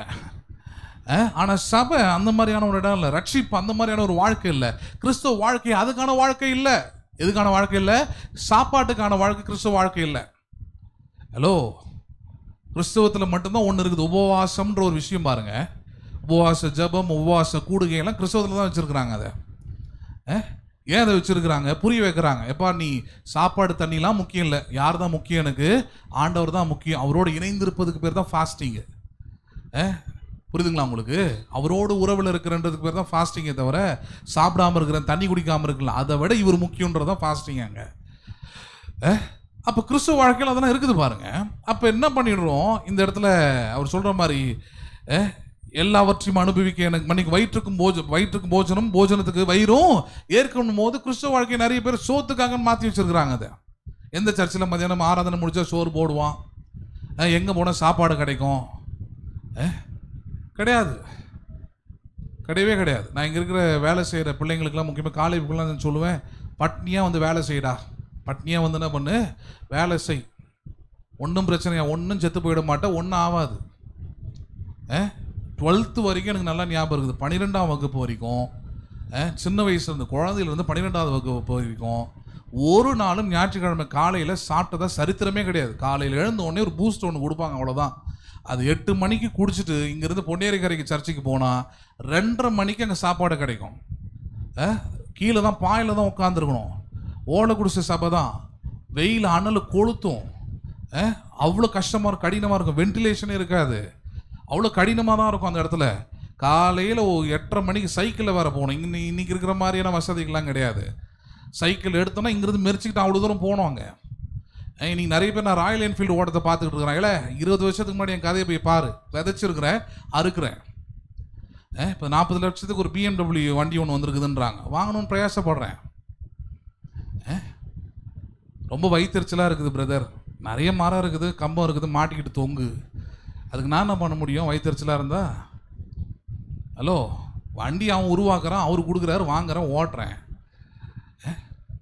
தள்ள கூட தெரியாதவங்க, நிற்க கூட முடியாதவங்களாம் வயிற்றுச்சல் பட்டால் நான் என்ன பண்ணுறது? அதுக்கு எதை பார்க்கறதில்ல? விதைச்சதை பார்க்கறதில்ல. எதை பார்க்கறதில்ல? வசனமே சொல்லுது, கண்ணீரோடு விதைக்கிறான், கம்பீரத்தோடு அறுக்கிறத மட்டும் பார்த்து வயிற்று எவ்வளோ அறுக்கிறான் பார்த்தியா, எவ்வளோ சேர்க்குறான் பார்த்தியா? இல்லை, அந்தளவுக்கு விதைச்சிருக்கிறான், அந்தளவுக்கு உடல் உழைப்பை போட்டிருக்கிறான். இன்றைக்கி உங்களுக்குலாம் நிறைய வசதிகள் இருக்குது, ஆட்டோ இருக்குது, வண்டி வச்சுருக்கிறீங்க, கார் வச்சுருக்கிறீங்க, எல்லா வசதியும் இருக்குது, சந்தோஷம். அன்றைக்கெல்லாம் ஆட்டோ கூப்பிடணுன்னா பெரிய வேலை, அதெல்லாம் கஷ்டம், வரமாட்டாங்க அவ்வளோ சீக்கிரம். அது இங்கேருந்து பொன்னேரிக்கரைக்கு போனால் அங்கேருந்து ரிட்டர்ன் எப்படி வருதுன்னு கேட்பான். ஏன்னா அங்கே வீடே கிடையாது, அங்கே எடுத்து போய் சர்ச்சை கட்டியாச்சு, எப்படி வரதுன்னு கேட்பான். வேறு வழி கிடையாது, ரெண்டுத்துக்கும் சேர்த்து தான் பணம் கட்டிட்டு போகிற மாதிரி ஆகிடும் சில நேரத்தில். வளர்ந்த பிறகு சொல்லிட்டார், சைக்கிள் எடுத்துன்னு போ, சைக்கிள் எடுத்துன்னு கிளம்பி போ. 8வது 8th 12th வரைக்கும் சைக்கிள் தான். கரெக்டாக 8 மணிக்கு அந்த பூஸ்ட்டை குடிச்சிட்டு ஆரம்பித்தோன்னா, நானும் என் நண்பனும் 2 பேரும் சர்ச்சில் இருந்தோம், சந்தோஷ், 2 பேரும் சைக்கிள் எடுத்து ஆரம்பித்தோன்னா மெரிச்சு நேராக அங்கே போய் சேர்றதுக்கு 9 மணிக்குள்ளே போயிடணுவாங்க. 3/4 மணி நேரம் ஓட்டணும். ஓட்டி அங்கே போய் சேர்ந்து கடகன்னு போய் உட்காந்துருக்க முடியாது. அங்கே மியூசிக்கெல்லாம் வாசிக்கிறது நான் தான். அங்கெல்லாம் 400 பேர் உட்காந்துருப்பான். அந்த 400 பேருக்கு மைக்கு கிடையாது, ஒன்றும் கிடையாது, பாடுறவங்களுக்கு மட்டும்தான் மைக் இருக்கும். ட்ரம் சத்தம்னா கடைசி வரைக்கும் கேட்கணும், அடி வச்சு வெளுத்து கிழிப்போம், அடித்தோம்னா ஊற்றும், வேறு வழி கிடையாது. அப்படி தான் படி 11 மணிக்கு பசின்னா என்னன்னு தெரியும் பாருங்கள், வயிறில் ஒரு கம்பியை வச்சு குத்துற மாதிரி இருக்கும். 11 மணிக்கு ஆரம்பிச்சிடும், உட்காந்துருக்கணும் 2 மணி வரைக்கும். 2 பிரசங்கம் நடக்கும். முதல்ல ஒரு பையன் பேசுவார், 2வது அவர் பேசுவார், 2 மணிக்கு தான் முடிப்பார். 10வதுக்கு இன்னும் நம்மளை தூண்டுற மாதிரி பின்னாடி சமையல் கட்டு அங்கேருந்து வாசனையாக வேறு வரும். இவ்வளோத்தையும் அடக்கிக்கிட்டு தான் கிட்டத்தட்ட 10-12 வருஷம் அமைதியாக உட்காந்துருக்கணும். கிட்டத்தட்ட 24 வருஷம் மொத்தமாக சண்டே காலையில் சாப்பிட்டதே கிடையாது. அப்படி தான் வாழ்க்கையை தொடங்கினேன். இன்றைக்கி உங்களுக்குலாம் நான் சொல்லி கொடுக்குறேன், போய் சாப்பிட்டு வாங்க, வசனத்தை கேட்குற அளவுக்கு சாப்பிடுங்க, சோர்ந்து போயிடாதீங்க, மயக்கம் அடைஞ்சிடாதீங்க சொல்லி கொடுக்குறோம் இன்றைக்கி. ஹலோ, புரியுதுங்களா இல்லையா உங்களுக்கு? இன்றைக்கி அதை பார்க்குறதில்ல. இப்போ நாளைக்கு ஒரு 10,000 விசுவாசிங்க நான் பிரசங்கம் பண்ணிக்கிட்டு இருக்கிறேன்னா அதை பார்த்து 4 பேர் வயிறு ஏறிவான். எவ்வளோ வருமானம் பார்த்தியா, எவ்வளோ விசுவாசிங்க பார்த்தியா, எப்படி பார்த்தியா? இல்லை, ஒருத்தனுக்கெலாம் உட்காந்து பிரசங்கம் பண்ணியிருக்கிறேன். இங்கே நிறைய முறை காலை வீட்டு கேட்டுக்கிறேன், ஏன்னா டேய் பேசாமல் எல்லாத்தையும் க்ளோஸ் பண்ணிட்டு போயிடலாமா, யாருமே வரலடா விசுவாசிங்க இந்த ஆராதனைக்கு. அவன் அப்படியே பார்ப்பான், என்ன சொல்கிறதுன்னு தெரியாது. ஓகேன்னு சொன்னாலும் திட்டுவார், வேண்டான்னு சொன்னாலும் திட்டு விழும், அப்படியே பார்த்துக்கிட்டே இருப்பான். வேறு வழி இல்லை. அவ்வளோலாம் சோர்வுலாம் வரும். வந்தாலும் நின்று ஒரு பாட்டை பாடும்போது ஒரு 2 பேர் வந்து உட்காருவாங்க. உட்காந்தாங்கன்னா அப்படியே அந்த ஆராதனை அப்படி தான் நடத்திக்கிட்டு இருக்கிறேன் இன்றைக்கி வரைக்கும். புரியுதுங்களா இல்லையா உங்களுக்கு? மாதம் 18,000 ரூபாய் கரண்ட் பில் வந்துருக்குது, கட்டுறேன். சபைக்கு மட்டும் தனியாக 12,000 ரூபாய் எழுதி கொடுத்துருக்குறான், கட்டுறேன். நல்லா நம்ம ஒரு மாதமும் நல்ல ஏசியில் அனல் இல்லாமல் நல்ல குளிரில் உட்காந்துக்கிட்டு வசனத்தை கேட்கறதுக்கான வசதி கேட்கலாம். உங்களை யாருங்க அதெல்லாம் பண்ண சொல்லி? ஏங்க உங்களுக்கு பண்ணவே இல்லைங்க, நீங்கள் ஏன் வரீங்க? எதுக்கு இப்போயே முன்னாடியே சொல்லி வச்சிடுறேன், நாளைக்கு இன்னும் நிறைய இருக்குது. வயிற்றுச்சல் படாமல் அமைதியாக என்ன பண்ணுங்க, இதெல்லாம் தெரிஞ்சுக்குங்க. விதைச்சான் அறுக்கிறான், விதைச்சான் அறுக்கிறான்றதை தெரிஞ்சுக்கிடுங்க, அவ்வளோதான். புரியுதுங்களா இல்லையா உங்களுக்கு? வயிற்றுச்சல் படுறதுனால ஒன்றும் நடக்காது. இன்றைக்கும் மேலே சர்ச்சை ரெனோவேட் பண்ணிக்கிட்டு இருக்கிறேன், 2 வாரமாக நடக்குது, பண்ணிக்கிட்டே இருக்கிறேன். அப்பப்போ மொத்தமாக காலியாகிறத பார்க்குறேன், சோர்ந்து போகிறத பார்க்குறேன். ஆனாலும் வேலை என்ன பண்ணிக்கிட்டே இருக்குது, அங்கே நடந்துக்கிட்டு தான் இருக்குது. எந்த விசுவாசிக்கிட்டையும் கேட்கல, எந்த விசுவாசியும் கொடுக்கல, நான் கேட்கவும் மாட்டேன், கொடுக்கவும் வேண்டாம். ஏனென்றால் அழைத்தவர் நடத்துக்கிறவர் ஆவியானவர் தேவனவர். புரியுதுங்களா இல்லையா? எல்லாத்துக்கும் ரிட்டர்ன் எக்கச்சக்கமாக இருக்குது எனக்கு. அந்த நம்பிக்கையில் தான் செஞ்சுக்கிட்டு இருக்கிறேன். சும்மா ஒன்றும் கண்மூடித்தனமாக இருக்கிறதுன்றதுனால செய்யலை. இருக்குதுன்னா என் குடும்பத்துக்கு நான் நல்லா செஞ்சுப்பேன். எனக்கு நல்லா ஜாலியாக வாழத்து. உங்கள் எல்லாரை விட இந்த உலகத்தை பற்றி எனக்கு நிறைய தெரியும். எவ்வளோ ஜாலியாக வாழணும், ஒவ்வொரு செகண்ட் எவ்வளோ சந்தோஷமாக வச்சுக்க முடியும், அதுக்கு என்னென்னலாம் செய்யணும்னு எனக்கு தெரியும். எனக்கு அவைகளெல்லாம் வெறுத்து தான் இந்த காரியத்தை செஞ்சுக்கிட்டு இருக்கிறேன். 2-3 வாரமாக அனல்லையும் இதுலேயும் உட்காந்துக்கிட்டு இந்த நான் காலை பாரசன்றதெல்லாம் உட்காந்து கஷ்டப்படுறோம். அதில் எதுக்கு?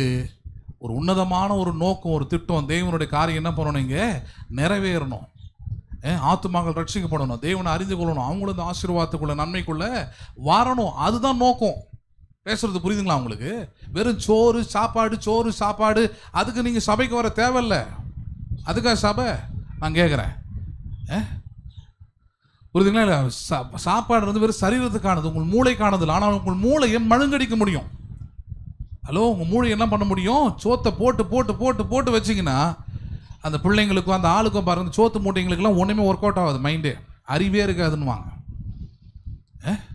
அதனால தான் சொல்கிறார், போஜன பிரியராக இராதீர்கள், ருசிங்க. போஜனத்தை என்ன பண்ணுங்க, ருசிச்சு சாப்பிடுங்க, ரசித்து கூட சாப்பிடுங்க. ஆனால் வெறியனா என்ன பண்ணாதீங்க, மாறாதீங்க. அது உங்களை வியாதிக்குள்ளும், அது உங்களை ஒரு விதமான பிசாசின் தன்மைக்குள்ள தான் உங்களை கொண்டு போயிட்டு சேர்க்கும். பேசுறது புரியுதுங்களா உங்களுக்கு? பவுல் தான் சொல்றாரு. இங்க எதை பத்தி பேசிக்கிட்டு இருக்கிறோம்? நம்ம ஆவியினாலே விருத்த சேதனம் உள்ளத்துல படுங்கணும் போது இந்த உள்ளத்தையே நம்ம என்ன பண்ணி வச்சிருக்கிறோம், போஜன பிரியரா மாற்றி வச்சிருக்கிறோம். கொருந்து சபையில் இருந்திருக்கிறாங்க ஆளுங்க அப்படி. அதனால சொல்றாரு, எப்ப வயிற்றுக்கு போஜனமும் போஜனத்துக்கு வயிறும் ஏற்கும். எதுக்கு எதுக்கு ஏற்கும்? அது வயிறு சாப்பாட்டை கேட்கும், சாப்பாடு வயிறுக்குன்ற அந்த கோட்பாடுக்குள்ள இருக்கும். ஆனாலும் தேவன் இதையும் அதையும் என்ன பண்ணுவார்? அழிய பண்ணுவார். என்ன பண்ணுவார்? அதை சோறுன்னு ஓடிக்கிட்டு இருந்ததுன்னா தேவன் அதையும் இதை என்ன பண்ணுவார்? அதை அழிய பண்ணுவார். ஏன் அப்படி ஒரு கடுமையான வார்த்தையை பயன்படுத்துறாரு? அடுத்த வார்த்தை கவனிங்க. சரீரமோ வேசித்தனத்திற்கு அல்ல. சரீரமோ எதுக்கானதல்ல? வேசித்தனம் சொல்லியிருந்தேன் நான். தவறான ஆசை அல்ல தேவனுடைய விருப்பதற்கு எதிரான ஆசை, இச்சைன்னு சொல்றோம் இல்லையா, லஸ்ட். சரீரத்தை தேவன் எது கொடுத்துருக்கிறாரு? ஏற்கனவே சொல்லியிருக்கிறேன், நல்ல வேலை செய்யறதுக்கு, நல்ல குடும்ப வாழ்க்கை நடத்துவதற்கு, மற்றவர்களுக்கு பிரயோஜனமாக இருப்பதற்கு, இதுக்கெல்லாம் தான் சரீரத்தை கொடுத்துருக்கிறாரு. தின்னுட்டு தூங்குறதுக்கு இல்லை. ஹலோ, பேசுறது புரியுதுங்களா உங்களுக்கு? தின்னு மட்டும் மழங்கடிச்சு போய் கிடக்கிறதுக்கு இல்லை. அப்போ இப்படி இருந்தால் வாழ்க்கை எங்கேருந்து உருப்படுறது? ஒன்றுமே உருப்படாது. கனவு மட்டும் நிறைய காணுவீங்க, ஒன்றுமே நடக்காது வாழ்க்கையில். ஏன் நடக்கலை? காரணம் இதுதான். சொல்கிறாரு, உங்கள் சரீரத்தை எப்படி வேசி உபயோகப்படுத்துகிறாலோ அதே போல உங்கள் சரீரத்தை என்ன பண்ணுறீங்க, நீங்கள் சாப்பாட்டை கொண்டு வேசித்தனத்துக்கு உபயோகப்படுத்துறீங்கன்றார். ஹலோ, வேசி தன்னுடைய ஆசையை நிறைவேற்றுவதற்கு எப்படி சரீரத்தை கொடுத்து நிறைவேற்றாலோ, விபச்சாரம் வேற, ப்ராஸ்டியூஷன் வேற. ப்ராஸ்டியூஷன் வந்து கிவிங் பாடி ஃபார் த மணி, சரீரத்தை பணத்துக்காக கொடுப்பது. வேசி தன்னுடைய இச்சைக்காக கொடுப்பது. இங்க சொல்றாரு, நீ இந்த வயிறுக்காக போஜனத்துக்காக வயிறுன்ற அந்த கான்செப்ட் நீ யாரா இருக்கிறாய்? நீ வேசித்தனத்திற்கானதா இருக்குது. எதுக்கானதா இருக்கிறது? அது அங்க எவ்வளவு கடுமையா இன்னும் வார்த்தையை பயன்படுத்துறான்னு மட்டும் பாருங்க. சரீரமோ வேசித்தனத்திற்கானல்ல, கர்த்தருக்கே உரியது, கர்த்தரும் சரீரத்துக்கு உரியவர். தேவன் கர்த்தரை எழுப்பினாரே, நாமும் தமது வல்லமையினாலே எழுப்புவார். தமது வல்லமை நம்மையும் தமது வல்லமையினாலே எழுப்புவார். உங்கள் சரீரங்கள் கிறிஸ்துவின் அவயங்கள் என்று அறியீர்களா? சரீரங்கள் யாருடைய அவயங்கள் என்று எப்படி கொண்டு போறாரு பாருங்க. எப்ப உங்க சரீரத்தின் அவயவங்கள் எல்லாமே யாருடைய அவயவங்கள்? அது கிறிஸ்துவின் அவயங்கள். கிறிஸ்துவுக்காக செயல்படுற கை, கிறிஸ்துவுக்காக செயல்படுற கால், கிறிஸ்துவுக்காக பேசுகிற வாய்கள். உங்கள் சரீரத்தின் அவயவங்கள் எல்லாம் யாருடைய அவயவங்கள்? அது கிறிஸ்துவுக்கான அவயவங்கள் அல்லவா? அவர் கேட்கிறாரு பாருங்க. அப்படி இருக்க நான் கிறிஸ்துவின் அவயங்களை என்ன அவயங்களாக மாற்றலாமா? வேசின் அவயங்களாக மாற்றலாமா? அப்படி செய்யலாகாது. அப்படி 16 பாருங்க. வேசியோடு இசைந்து இருக்கிறவன் அவளுடனே ஒரே சரீரமா இருக்கிறான் என்று அறியீர்களா? இருவரும் ஒரே மாம்சமா இருப்பார்கள் என்று சொல்லி இருக்கிறது. அப்படியே கர்த்தரோடு இசைந்திருக்கிறவனும், யாரோடு இசைந்திருக்கிறவனோ, எப்படி எல்லாம் கம்பாரிசன் பண்ண வேண்டியதா இருக்குது பாருங்க. அவரு சொல்ற கர்த்தரோடு இசைந்திருக்கிறவனும் அவருடனே ஒரே ஆவியாய். That is the point. நீங்கள் கர்த்தரோடு இசைந்திருக்கிறீங்களா அல்லது இந்த உலகத்தோடு இசைந்திருக்க விரும்புகிறீர்களா? அதான் கேள்வி. அங்க பாயிண்ட் அதான். நீங்கள் இந்த உலகத்தோடு இசைந்திருக்கிறவர்களா இருந்தால் நீங்கள் விருத்த சேதனம் செய்யாதவர்கள், உடன்படிக்கை அற்றவர்கள், தேவனுடைய கிருபைக்கும் நன்மைக்கும் ஆசீர்வாதத்திற்கும் தூரமானவர்கள், தேவனுடைய ராஜ்யத்திற்கு கிட்டே சேர நீங்கள் அருகதை அற்றவர்கள். அப்ப என்ன பண்றது? அதுதான் இங்க சொல்றாருங்க. எப்படி வேசித்தனத்தில் இருக்கும் போது இருவருடைய சரீரமும் ஒரே சரீரமாய் மாறுகிறதோ அதே போல தேவனோடு இசைந்திருக்கிறவனும் அவருடைய ஆவியுடனே இசைகிறான். யாருடனே இசைகிறான்? அவன் தேவனுடைய வார்த்தையில, தேவனுடைய வசனத்துல, தேவனை துதிக்கும் போது, தேவனுடைய வசனத்தை கேட்கும் போது செவியும் உள்ளத்தை எவன் ஒருவன் கொடுக்கிறானோ அவன் யாரோடு கூட இசைந்திருக்கிறான்? அவன் தேவனோடு இசைந்திருக்கிறான். யாரோடு கூட இசைந்திருக்கிறான்? இதுவே நீங்கள் செய்யத்தக்க புத்தி உள்ள ஆராதனை. ஆராதனை என்னது? நீங்களும் தேவனும் இசைந்திருப்பது. யாரும் இசைந்திருப்பது. That's all. பேசுறது புரியுதுங்களா உங்களுக்கு? ரொம்ப நாளைக்கு முன்னாடி ஒரு அம்மா சொன்னாங்க பாருங்க, சபையில் படப்படப்பாக ஓடுறாங்க அந்த அம்மா. ஓடிட்டு பிறகு விசாரிக்கிறேன் நான். அவங்கள விசாரிக்கல, வீட்டில் விசாரிக்கிறேன். எதுக்கு இந்த அம்மா இவ்வளோ அவசரமாக ஓடுது, என்ன ஆச்சு அப்படின்னா, அந்த அம்மா சொல்லிட்டு போயிருக்குது பாருங்க, காலைல இது மீன் மார்க்கெட் போய் சங்கரா மீனை வாங்கிட்டு வந்து குழம்பு வச்சு மூடி வச்சுட்டு வந்தேன். ஆனால் ஜன்னலை மூட மறந்துட்டேன்னு இப்போ தான் ஞாபகம் வருது. பாஸ்டர் திட்டுவார்னு உட்காந்துருந்தேன். முடித்த உடனே ஓடுது. முடித்த உடனே என்ன பண்ணுது? அது போனாதான் என்ன, சங்கரா மீன் அடியோடு அழிஞ்சு போச்சா, இல்லை திருப்பி தின்னவே போகிறது இல்லையா, இல்லை சாப்பிடவே போகிறது இல்லையா? பிரசங்கத்தில் அந்த அம்மாவோட மைண்டே இங்கே இல்லை. நான் கவனிச்சுக்கிட்டே இருக்கிறேன் நான்.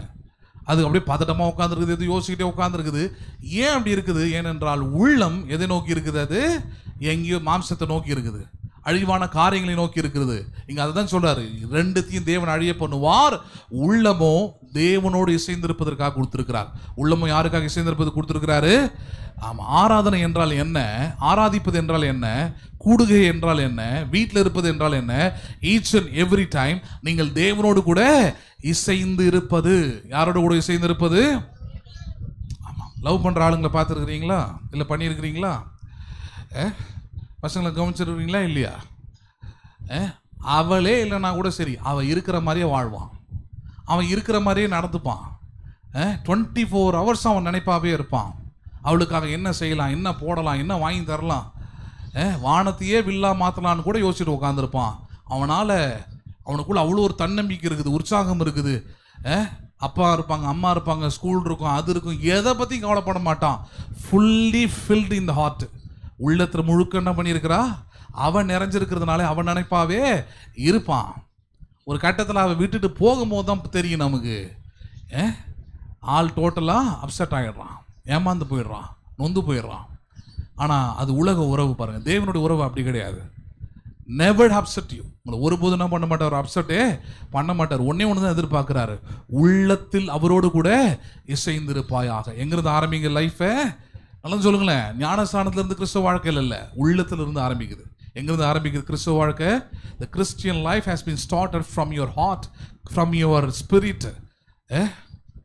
not from your body. சரீரத்திலிருந்து என்ன பண்ணவில்லை, கிறிஸ்துவ வாழ்க்கை ஆரம்பி. கிறிஸ்துவோடு இசைந்திருக்கிற வாழ்க்கை என்பது உங்கள் உள்ளத்திலிருந்து.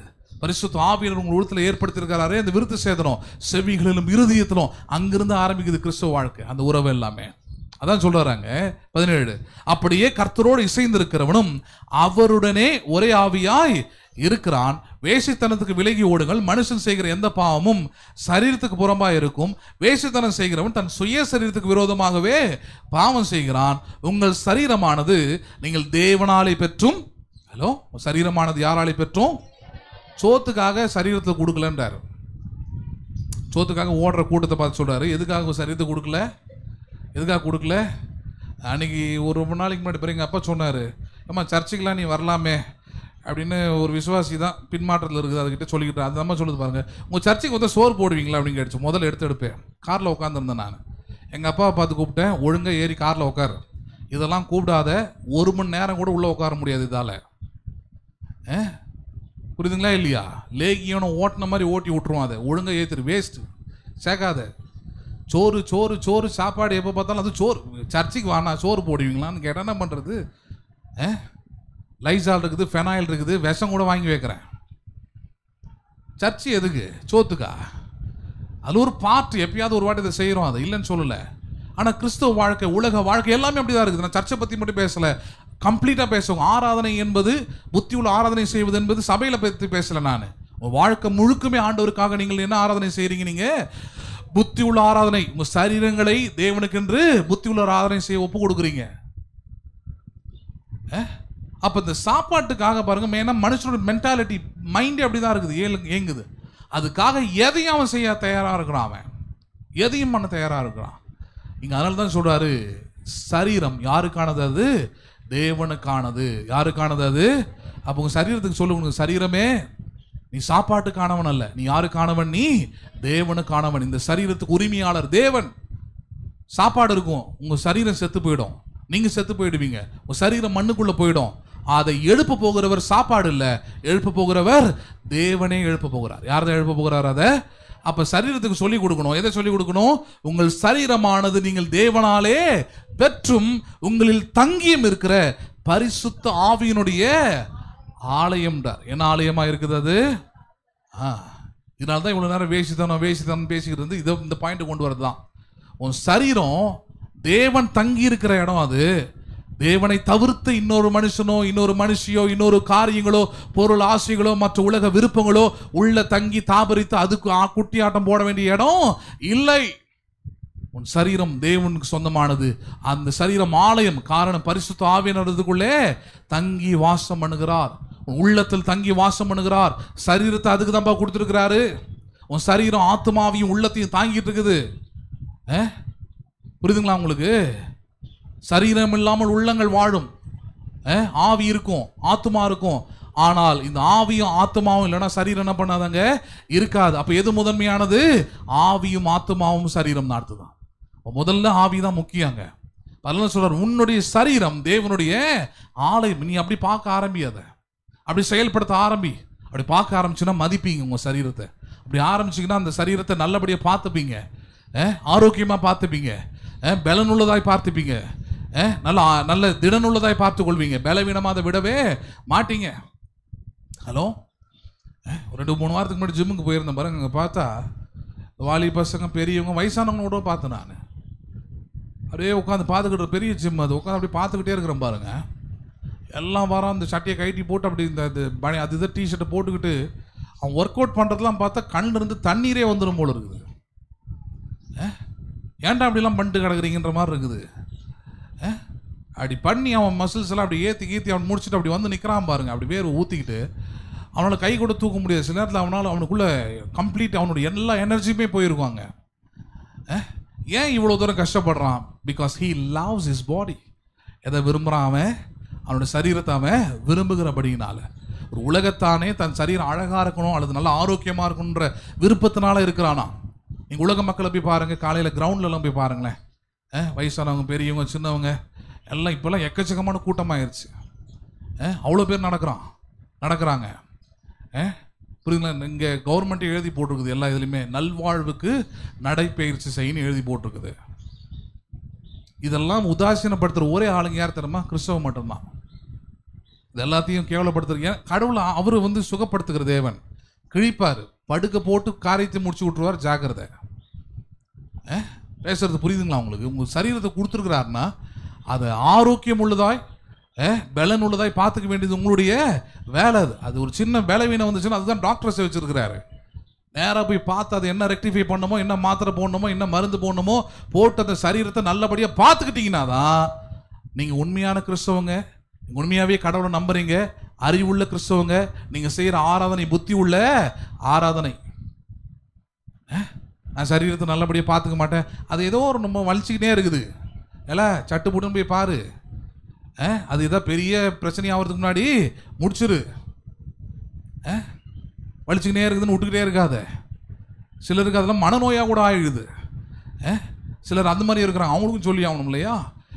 உலகத்தில் விஞ்ஞானிகள் கண்டுபிடிச்சி வச்சுருக்க அல்லது மெடிக்கலில் இருக்கிற எல்லா டெஸ்ட்டும் எடுத்து பார்த்தா கூட சரி, எதுவும் இல்லைன்னு தான் வரும். ஆனாலும் வலி மட்டும் நிற்காது. ஏன்னா அது மனநோய். அது என்ன நோய்? அது இதுக்கப்புறம் இவங்களுக்குன்னு தனியாக ஒரு கருவி கண்டுபிடிச்சி அது சொன்னால் கூட நம்ப மாட்டாங்க இவங்க. சிடி ஸ்கேன், எக்ஸ்ரே, அது இது பிளட் டெஸ்ட்டு இருக்கிற மொத்த டெஸ்ட்டு எடுத்து என் ஃப்ரெண்டு கூட ஒரு நாள் சொன்னேன், மண்டையை ஓப்பன் பண்ணி பார்த்துட்டு சொல்லு பேசாமல், அதான் பெஸ்ட்டு. தலை வலிக்குது, ஸ்கேன் எடுத்துகிட்டு எக்ஸ்ரே எடுத்துகிட்டு சிடி ஸ்கேன் எடுத்துகிட்டு எல்லாத்தையும் பண்ணிட்டேன், ஆனால் எல்லாத்துலேயும் ஒன்றும் இல்லைன்னு வருதுன்னு ஃபீலு. எதுக்கு ஃபீலிங்கு? ஒன்றும் பிரச்சனையே இல்லை, போ மண்டையை ஓப்பன் பண்ணி பார்த்துடு, இருந்தா வா, இல்லைன்னா கிளம்பு. ஹலோ, பேசுறது புரியுதுங்களா உங்களுக்கு? சிலர் அப்படியே இருப்பாங்க, அந்த எக்ஸ்ட்ரீம்லேயும் இருப்பாங்க, ஒரு நம்பிக்கைக்குள்ளே வரதில்லை, அது வலி, அது போயிடும். சிலர் எப்படி இருக்கிறது, ரொம்ப கேர்லெஸ்ஸாக, அது வலி தான், ஒன்றும் பிரச்சனை இல்லைங்க. சுகர் தானேங்க, அது ஒன்றும் ஆகாதுங்க. அது இல்லை வச்சு செஞ்சு விட்டுரும். ஞாபகம் வச்சுங்க. எய்ட்ஸை விட கேன்சரை விட கொடூரமானது அது. ஆனால் அது ரெண்டுத்துலையும் இல்லாத ஒரு நல்ல விஷயம் என்னென்னா, ஒழுங்காக டாக்டர் சொல்கிற மாதிரி அவர் அட்வைஸ் பண்ணுற மாதிரி கரெக்டாக மெடிசன் எடுத்துக்கிட்டிங்கன்னா நல்ல ஆரோக்கியமான பண்ணிடலாம். நீங்கள் வாழ்ந்து எல்லாரை விட ஆரோக்கியமாக வாழ முடியும் உங்களால். ஆரோக்கியம் தான் முக்கியம். அதுக்கும் வயசுக்கும் சம்மந்தம் கிடையாது. அதுக்கும் பலத்துக்கும் சம்மந்தம் இல்லை. ஏன்னா விசுவாசிகள் அல்லது கிறிஸ்தவர்கள் தான் நிறைய நேரத்தில் இந்த முட்டாள்தனமான அறிவீனமான இந்த காரியத்துக்குள்ளே போய் சிக்கிக்கிட்டு மாத்திரை மருந்து எடுக்க மாட்டேன், டாக்டரை போய் பார்க்க மாட்டேன், எதுவும் செய்ய மாட்டேன். புரியுதுங்களா இல்லையா? கிடையாது. நாட்டு வைத்தியர் மாதிரி வெளியே இந்த காலில் வந்தீங்கன்னா இந்த செடியெல்லாம் நோண்டிக்கிட்டு இருக்கிறான் சிலவன் வந்து. நாங்கள் வீணாக போனது அது இதெல்லாம் எடுத்து கொட்டின்னு இருக்கிறோம். இவன் அதெல்லாம் வந்து பிடிங்கின்னு போயின்னு இருக்கிறான். கேட்டால் அதெல்லாம் அரைச்சி குடிச்சா பிரதர் கண்ணு நல்லா தெளிவாக தெரியுமா, சுகர் லெவல் குறைஞ்சிருமா, கிழிக்கும். இல்லை எல்லாத்துக்கும் மருந்து இருக்குது. எங்கே கையில் கத்தியில் காயம் பண்ணிவிட்டு ரத்தம் தானாக நிற்குன்னு பண்ணி பாருங்க, நிற்காது. போய் கட்டு போடணும், அதுக்கு ஆயின்மெண்ட் போடணும். புரியுதுங்களா உங்களுக்கு? செப்டிக் ஆகிடும், இல்லைன்னா டிடி போடணும். அதுக்கு இவ்வளோ விஷயங்கள் இருக்குது. அப்போ ஒரு விசுவாசி தன் சரீரத்தை இது தேவனுடைய ஆலயம் இது அப்படின்னு சொல்லியிருக்கிறான்னா, you will have it in a very good level. அது எப்படி வச்சுருப்பீங்க? நீங்கள் ஆரோக்கியமான நிலையில் வைத்திருப்பீர்கள். நம்புறீங்களா நீங்கள் அதை? அப்போ அதெல்லாம் சொல்கிறேன், உங்கள் சரீரம் நீங்கள் தேவனாலே பெற்றும் அதில் தங்கி இருக்கிற பரிசுத்த ஆவியினுடைய ஆலயம். யாருடைய ஆலயம் அது? பரிசுத்த. அந்த ஆலயம்ன்ற வார்த்தை ரொம்ப முக்கியமானது பாருங்க.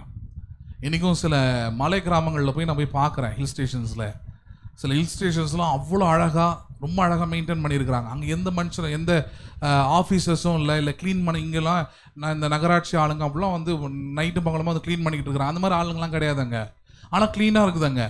எப்படிப்பா க்ளீனாக இருக்குதுன்னு கவனித்து பார்த்தா, நான் எந்த மலைக்கு போனாலும் பார்க்குறேன், மேலே ஒரு கோயில் மாதிரி ஒரு செட்டப்பில் ஒரு பில்டிங்கை கட்டி வச்சுருக்குறாங்க.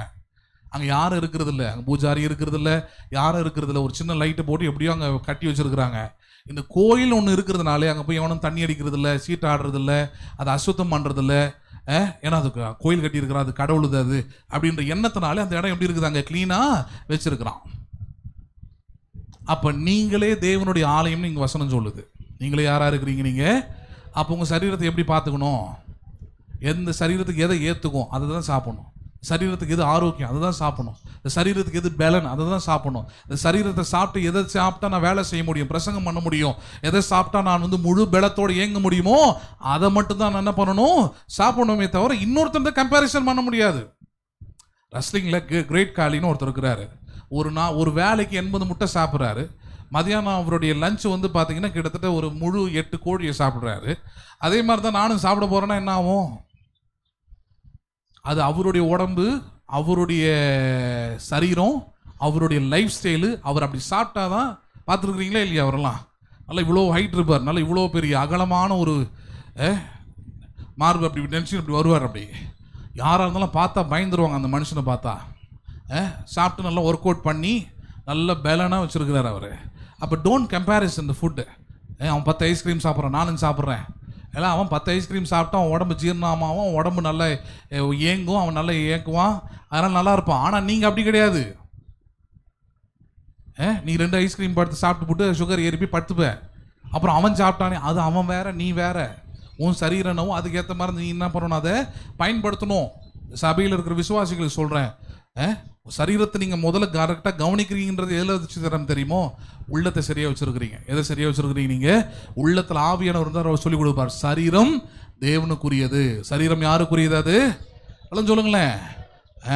ஆம்பளைங்களா இருக்கிறீங்கன்னா நல்லா ஷேவ் பண்ணுங்க, நல்லா எண்ணெய் வச்சு தலை சீவுங்க, நல்லா நீட்டாக வாங்க, தினமும் குளிங்க. எப்படிலாம் சொல்ல வேண்டியது இருக்குது பாருங்க. குளிப்பீங்க. இருந்தாலும் என் கடமைக்கு நான் சொல்லி ஆகணும்ல. பவுடர் வாங்கி எடுத்து பூசுங்க. அதெல்லாம் பூச மாட்டேன். அடியேன் வந்து அலர்ஜினா விட்டுருப்பா. இல்லை நல்லா எனக்கு அலர்ஜிலாம் இல்லை, நல்லா தான் இருக்கும். சாதா ஃபேஸோட பவுடர் இல்லை உங்கள்கிட்ட கொஞ்சம் பார்க்குற மாதிரி இருக்குன்னா போடுங்க, தப்பு கிடையாது. அதை தாண்டி ஒன்றும் நிறைய இருக்குது, அதெல்லாம் நான் உங்களுக்கு சொல்ல போகிறதில்ல. அது என் வேலையும் கிடையாது. இந்த லெவலுக்கே சொல்கிறனால நல்ல பல்ல கொடுத்துருக்குறாரா, சந்தோஷம். 2 வேலையும் நல்லா ப்ரெஷ்ஷை போட்டு, ஆமாம் ப்ரெஷ் பண்ணுங்க. ஸ்கூலெல்லாம் அதெல்லாம் சொல்லிட்டு தராங்க போல. என் பொண்ணு பார்த்தா நானே ஒரு வேளை தான் ப்ரெஷ் பண்ணுவேன், அவன் 2 வேளை ப்ரெஷ் பண்ணிட்டு உட்காந்துருக்குறான். ஏன்னா நைட்டு நான் 12 மணி வரைக்கும் வேலை செய்கிறாள். ஆனால் எனக்கு பெரிய பிரச்சனை கிடையாது. நேற்று கூட நைட்டு போகிறேன், பாத்ரூம்ல ப்ரஷ் பண்ணிட்டு இருக்கிறேன். இல்லை 10 மணிக்கு ப்ரஷ் பண்ணிட்டு இருக்கிறேன், 2 வேலையும் ப்ரஷ் பண்ணும்பா அப்படின்றா. ஓ அப்படியா, ரைட் ரைட் ரைட், சரி பண்ணு, ரைட் ஓகே. அப்படியெல்லாம் சரீரத்தை நீங்கள் பார்த்துக்கிறீங்கன்னா உங்கள் உள்ளத்தில் யார் இருக்கிறது? அங்கே கடவுள் இருக்கிறாரு. உங்கள் சரீரம் தேவனுடைய ஆலயம்ன்றதை காட்டுது. ஹலோ, நல்லா நீட்டாக ட்ரெஸ் பண்ணுறீங்க, நல்லா தலையை க்ளீனாக வச்சுருக்கிறீங்க. காலைல ஒரு கடைக்கு போனோம் பாருங்கள், என் பக்கத்தில் ஒரு அம்மா நின்றுக்கிட்டு இருந்தது. 2 நிமிஷத்தில் அதை விட்டு நகர்ந்து போயிட்டேன். ஏன்னா 2 நிமிஷத்தில் குறைஞ்சபட்சம் ஒரு 100 முறை தலையை சொரிஞ்சிருக்கும். அது தலையை சொரியுது, கையில் பார்க்குது. நானும் திரும்பி அது கையை பார்க்குறேன் என்ன இருக்கும் அப்படின்ட்டு. ஏன்னா பக்கத்துலேயே ஒட்டி வர நின்று இருக்குது அந்த அம்மா கறிக்கடையில். என்னடா இது காலங்காத்தால், ஏன்னா தங்கச்சிக்கு இங்கேருந்து சிக்கன் செஞ்சு கொடுக்கணும்னு சொல்லிட்டாங்க. அதனால் காலையிலே வாங்கிட்டு போயிட்டேன். நான் போனால் இது ஒரு சோதனைங்க. காலங்காத்தால் எழுந்து மூஞ்சி கிஞ்சி கழுவி தலையை கிளியை சீவிட்டு கடைக்கு வருவோன்னு கிடையாது. அதான் பார்த்தேன், இது பக்கத்தில் நின்னா இது தலையில் இருக்கிறது ஏதாவது நம்மக்கிட்ட ஒட்டிக்கிச்சுன்னா ஆமாம், அப்புறம் நம்ம தலையில் பெரிய பஞ்சமாயிடம் முடிக்கு. அதனால் நம்ம என்ன பண்ணிவிடுவோம், 1.5 கிலோ போடையா அப்படின்ட்டு வெளியே போய் நின்றேன் நான். சார் இங்கே வந்து வாங்கிக்க, இல்லை நீ போட்டு வை, முதல்ல இதுக்காவது கொடுத்து விடு, கிளம்பட்டும். அது இங்கே சொரியுது அங்கே சொரியுது, எடுத்து கையில் பார்க்குது, திருப்பியும் சொரியுது அதே கையால். என்னத்துக்குன்றேன். சிக்கன் கடைக்கு வந்து சோத்துக்கு மட்டும் வயிறுக்கு வந்து நின்றுருக்கு காலங்காத்தால். முன்னாடி தலையை குளிச்சு என்ன பண்ண சுத்தமாக அதை வெய். அது வைக்கிறதில்ல. அதெல்லாம் அவங்களுக்கு ஓகே, உங்களுக்கு ஓகே இல்லைன்றேன். 4 முடி தான் பிரதர் இருக்குது, பரவாயில்ல குளி. தலைக்கு என்ன பண்ணு, குளி, தப்பே கிடையாது. முடியே இல்லை, எண்ணெய் வெய், பிரச்சனை கிடையாது. நல்லபடியாக சரீரத்தை பார்த்துக்கிறீங்கன்னா அது ஒன்று தான் காட்டுது. உள்ளத்தில் யார் இருக்கிறாங்க? கடவுள் இருக்கிறார், தேவன் இருக்கிறார். அதனால தான் உங்கள் சரீரத்தை நீங்கள் நல்லா பார்த்துக்கிறீங்கன்னு அர்த்தம். ஆனால் சபை இது மாதிரி டீச் பண்ணாது. சபை வேறு மாதிரி டீச் பண்ண. நீ மட்டும் நல்ல ட்ரெஸ் பண்ண, நீ வேசி, நீ முடி எப்படி இப்படி விரித்து போட்டு வருவேன். இல்லை முடி பெருசாக இருக்குதா விரித்து போடுறா, கட்டின்னு வரா. அவளுக்கு பிரச்சனையாக இருந்தால் கட்டி போட்டுன்னு வரா. ரூத்து கூட அப்படி விரிச்சுன்னு வருவா. கதுவுல அங்கங்கே மாட்டி. நான் சொல்ல முதல்ல அதுக்கு எதாவது ரப்பர் பேண்ட் அதை போட்டு தொலை. ஏன் அப்படி இது முடி மொத்தமாக விரிச்சிட்டு வர அப்படின்னு நான். ஆனால் சிலருக்கு அதை பார்த்தோன்னே எரியும். ஏன் இவங்களுக்கு அந்த மாதிரி இல்லை முடி, நமக்கு அது மாதிரி வளரல. அதனால் என்ன பண்ணுறது, கிறிஸ்துவில் இது மாதிரி முடி வச்சுருக்கலாமா?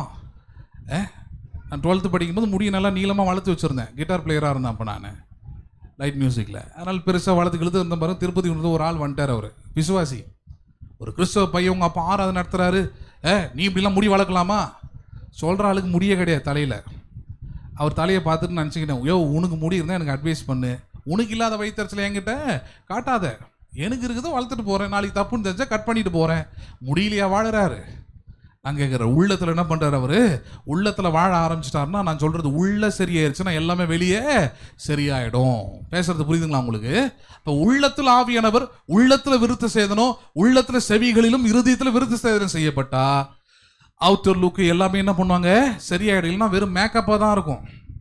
பேசுறது புரியுது? அது இன்னும் கொடுமை. அது நான் வந்து உங்களுக்கு வெளி அப்பியரன்ஸ் வச்சு உள்ள எடப்போட சொல்ல, நான் பேசிக்கிறது உள்ள சரி பண்ணி வெளியும் என்ன பண்ணுங்க, சரியா வச்சுக்கோங்கன்னு சொல்ல வரேன். அதை தான் பைபிளும் சொல்லுது. உங்கள் சரீரமானது நீங்கள் தேவனாலே பெற்றது. யாராலே பெற்றது? அது கடவுள் உங்கள் இந்த உலகத்தில் வாழறதுக்கு கொடுத்துருக்கிறாரு. 120 வருஷம் வரைக்கும் இந்த சரீரம் செயல்படும். அதை பார்த்துக்க வேண்டியது, அதை பயன்படுத்த வேண்டியது உன்னுடைய கடமை. அது 60 வயசா 40 வயசா 30 வயசான்றது முடிவு பண்றது நீ, ஆண்டவர் இல்லை. கடவுள் உங்ககிட்ட கொடுத்துட்டாரு. அதான் பெற்றும் இருக்குது அந்த வார்த்தை. கடவுள் உங்ககிட்ட கொடுத்துட்டாரு. நீ பயன்படுத்துறத வச்சு தான் அந்த சரீரம் இந்த உலகத்தில் வாழ போகுது. கடவுள் வந்து உன்னை சாகடிக்கிறது அவருடைய விருப்பம் இல்லை. நீடித்த ஆயுசு நாட்களால் உன்னை திருப்தியாக்குவேன் அப்படின்றது அவருடைய விருப்பம். ஆனால் அதை ஆக்குறதுக்கு நீ உன் சரீரத்தை, உன் பலத்தை, உன் சுகத்தை, ஆரோக்கியத்தை எல்லாம் சரியா பார்த்துக்க வேண்டியதுனுடைய கடமை. பேசுறது புரியுதா உங்களுக்கு? அப்ப இங்க அதான் சொல்றாரு, உங்கள் சரீரம் தேவனாலே பெற்ற ஆலயம். அதுக்குள்ள ஆவியானவர் என்ன பண்ணியிருக்கிறார்? அதுல தங்கி வாசமா இருக்கிறார். நீங்கள் உங்களுடையவர்கள் அல்ல என்று அறியீர்களா? கிரயத்திற்கு கொல்லப்பட்டீர்களே, ஆகியால் தேவனுக்கு உடையவைகள் ஆகிய உங்கள் சரீரத்தினாலும் உங்கள் ஆவியினாலும் தேவனை நீங்கள் மகிமைப்படுத்துங்கள். என்ன பண்ணுங்கள்? நீங்கள் எதால மகிமைப்படுத்த சொல்றாரு? சரீரத்தினாலும். அடுத்த வார்த்தை வருது, ஏன்னா அதுதான் ஏக்குது. உங்கள் ஆவியினாலும். எதனாலும்? உங்கள் ஆவியினாலும், உங்கள் ஸ்பிரிட், உங்கள் உள்ளம், உங்கள் இருதயம், அதனாலும் தேவனை என்ன பண்ணுங்கள்? நீங்கள் மகிமைப்படுத்துங்கள். இதுவே நீங்கள் செய்யத்தக்க புத்தி உள்ள ஆராதனை. நம்புறீங்களா நீங்க? அதை 2 கொரிந்தியர் 3வது அதிகாரம் 2 கொரிந்தியர் 3:13.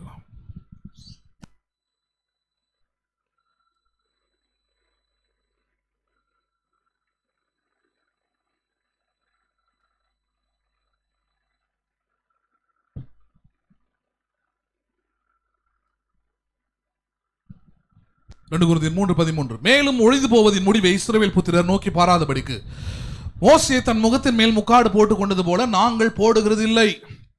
ஹலோ, விருத்த சேதனை பத்தி பேசிட்டு வரோம். ஆவியானவர் செவிகளிலும் இருதயத்திலும் விருத்த சேதனம் செய்கிறவராக இருக்கிறான்னு பார்க்குறோம்.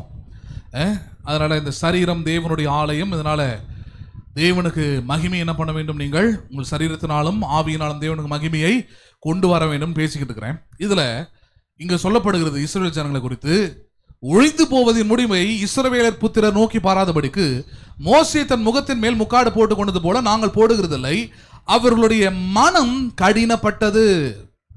எது கடினப்பட்டது? ஏன் முக்காடு போடுறது இல்லைன்றது? ஏன்னா பழைய ஏற்பாட்டு காலத்தில் ஆண்டவர் அந்த கான்செப்டை கொண்டு வராருன்னா அவருடைய மகிமைக்கு அடையாளமாக கொண்டு வராரு. மகிமை இருக்குது, அந்த மகிமைக்கு முன்னாடி உன்னை நீ வந்து அதை ஹானர் பண்ணணும், அதை தாழ்மை பண்ணிக்கணுன்றதுக்காக அதை பண்றாரு. அதை பண்ணும்போது பவுல் சொல்றார், நாங்க பண்றது இல்லைன்றார். புதிய உடன்படிக்கையின் விசுவாசிகள் நாங்க என்ன பண்றது இல்லை, இந்த முக்காடெல்லாம் போட்டுக்கிட்டு அதெல்லாம் சீன் போட்டுக்கிறது இல்லை. அதே ஒரு கான்ட்ரவர்சியா போயிட்டு இருக்குது. முக்காடு போடலாமா வேணாமா? உனக்கு தலைன்னு ஒன்று கொடுத்தார் இல்லையா, இதுவும் பேசுவ, இன்னும் பேசுவ. புரியுதுங்களா உங்களுக்கு? புடவை சுடிதார் போட்டுருக்கிறதுனால தான் இந்த முக்காடை பற்றி பேசுகிறேன். இதே நீங்கள் வேறு ஏதோ ஒரு ஊரில் வேறு ஏதோ ஒரு நாட்டில் ஃப்ராகு அப்புறம் என்னென்னோ இருக்குது இல்லையா, இந்த மாதிரி ஊர்லெலாம் போய் பிறந்திருந்தால் பேச முடியும். நீங்கள் பேசுறது முக்காடு முக்காடு முக்காடு போட்ட பெண்கள் ஆண்களும் போடணும். அப்போ நான் சொல்கிறது தான், பெண்கள் முக்காடு போடுறீங்களா, ஆண்களும் போடுங்க. ஏன்னா பவுல் தான் சொல்கிறாரு, தேவனுடைய ஆலயத்தில் ஆண் என்றும் இல்லை. இப்போ அதனால் பொம்பளைங்க மட்டும் முக்காடு போடுறது, ஸ்டாலில் வாங்கி வைக்க சொல்கிறேன், போடுங்க எல்லாரும் சேர்த்து.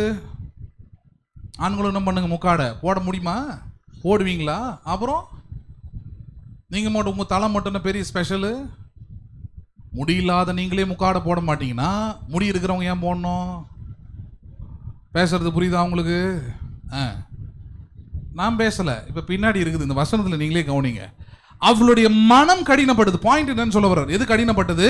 அவங்க ஏன் முக்காடு போட்டுக்கிட்டு இருந்தாங்கன்னா ஆண்டவர் இந்த செயலை செய்ய சொல்றாரு. ஏன்னா அவன் மனம் கடினப்பட்ட மனம், அது உடனே ஆண்டவர் கீழ்ப்படியாது, கடவுளுக்கு ஹானர் பண்ணணும்னு நினைக்காது. அதனால தான் பண்ண வேண்டியதாக இருக்குது. முக்காடை போடு. முக்காடு என்ன பண்ண, நீ போடு. இப்போ ஸ்கூலில் சேர்க்கும் போது பிள்ளைங்களுக்கு எல்லாருக்கும் ஒரே மாதிரியான யூனிஃபார்ம் போட சொல்கிறாங்க. ஏன்? நீங்கள் எல்லாரும் ஒன்று தான் சொன்னால் ஏற்றுக்க மாட்டான். யூனிஃபார்மாக போடுறா முதல்ல அப்படின்ட்டா, ஏன் யூனிஃபார்ம் அவன் யூனிஃபார்ம் எல்லாமே எப்படி இருக்குது, ஒரே கலராக இருக்குது அப்படின்னு போயிடுவான். இல்லைன்னா உன் ட்ரெஸ்ஸு சூப்பராக இருக்குது, உன் ட்ரெஸ்ஸு ரொம்ப காஸ்ட்லியாக இருக்குதுன்னு அங்கேருந்து ஆரம்பிச்சிடும் பிரச்சனை. அந்த யூனிக்னஸ் அங்கேயே கொண்டு வந்துடுறாங்க. ஆனால் வளர்ந்த பிறகு அதை செய்கிறதில்ல. எந்த காலேஜாவது யூனிஃபார்ம் வச்சுருக்குதா?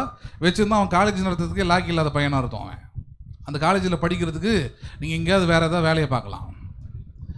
காலேஜுக்கு போனீங்கன்னா பார்த்துருக்குறீங்களா நீங்கள்? நான் படிச்சிருக்கிறேன் பாருங்கள். இந்த விஸ்காமில் வர பசங்க, இந்த விஷுவல் கம்யூனிகேஷனில் வர பசங்களாம் பயங்கரமாக இருப்பான். நாங்கள் அவங்கள பார்த்து பயங்கரமாக சிரிப்போம். பேண்ட்டை தொடையில் தான் போட்டுன்னு இருப்பான், ஃப்ரண்ட்டில் கரெக்டாக வயரில் நிற்கும். அது நாங்கள் ரொம்ப நாளாக ஆராய்ச்சி பண்ணியிருக்கிறோம், எப்படி இங்கே மட்டும் இறங்கி கரெக்டாக விட்டுருக்குறான் அவன். அந்த பெல்ட்டு மட்டும் ஒரு 3 பெல்ட் இருக்கும், அது 3 இதுவாக போட்டு அப்படி போட்டிருப்பாங்க. ஏன்னா அவனுங்களாம் ஸ்டைலாக தான் இருப்பானுங்க, ஆளுங்க சினிமாவில் போகிற ஆளுங்க அவனுங்களாம். இந்த விஷுவல் கம்யூனிகேஷன் படிக்கிறவன், இந்த விஸ்காம் படிக்கிறவங்களாம் பயங்கர ஸ்டைலாக இருப்பானுங்க, பயங்கரமாக போட்டுன்னு வருவான். நான் என் ஃப்ரெண்டுலாம் அப்போ எப்படா போடுன்ற அந்த பேண்ட்டு முதல்ல எப்படா நிற்குது, எப்படி உட்காருவான், எப்படி சாப்பிடுவான், கிளாஸ்லலாம் எப்படி உட்காந்துருக்குறான், என்னது இது? அதுக்கு தனியாக ஒரு ஸ்டிச்சிங் பண்ணி, அதுக்கு ஒரு இதை பண்ணி, அதை பண்ணி, ஏதோ ஒன்று பண்ணி, காதெல்லாம் பார்த்தீங்கன்னா இங்கேருந்து போட்டுன்னு இருப்பானுங்க. முடியெல்லாம் இப்போ தான் கொஞ்சம் இதுவாக இருக்குது. அப்போல்லாம் பார்த்தீங்கன்னா அப்படி பறந்ததுன்னா நெருப்பு எறிகிற மாதிரியே இருக்கும்.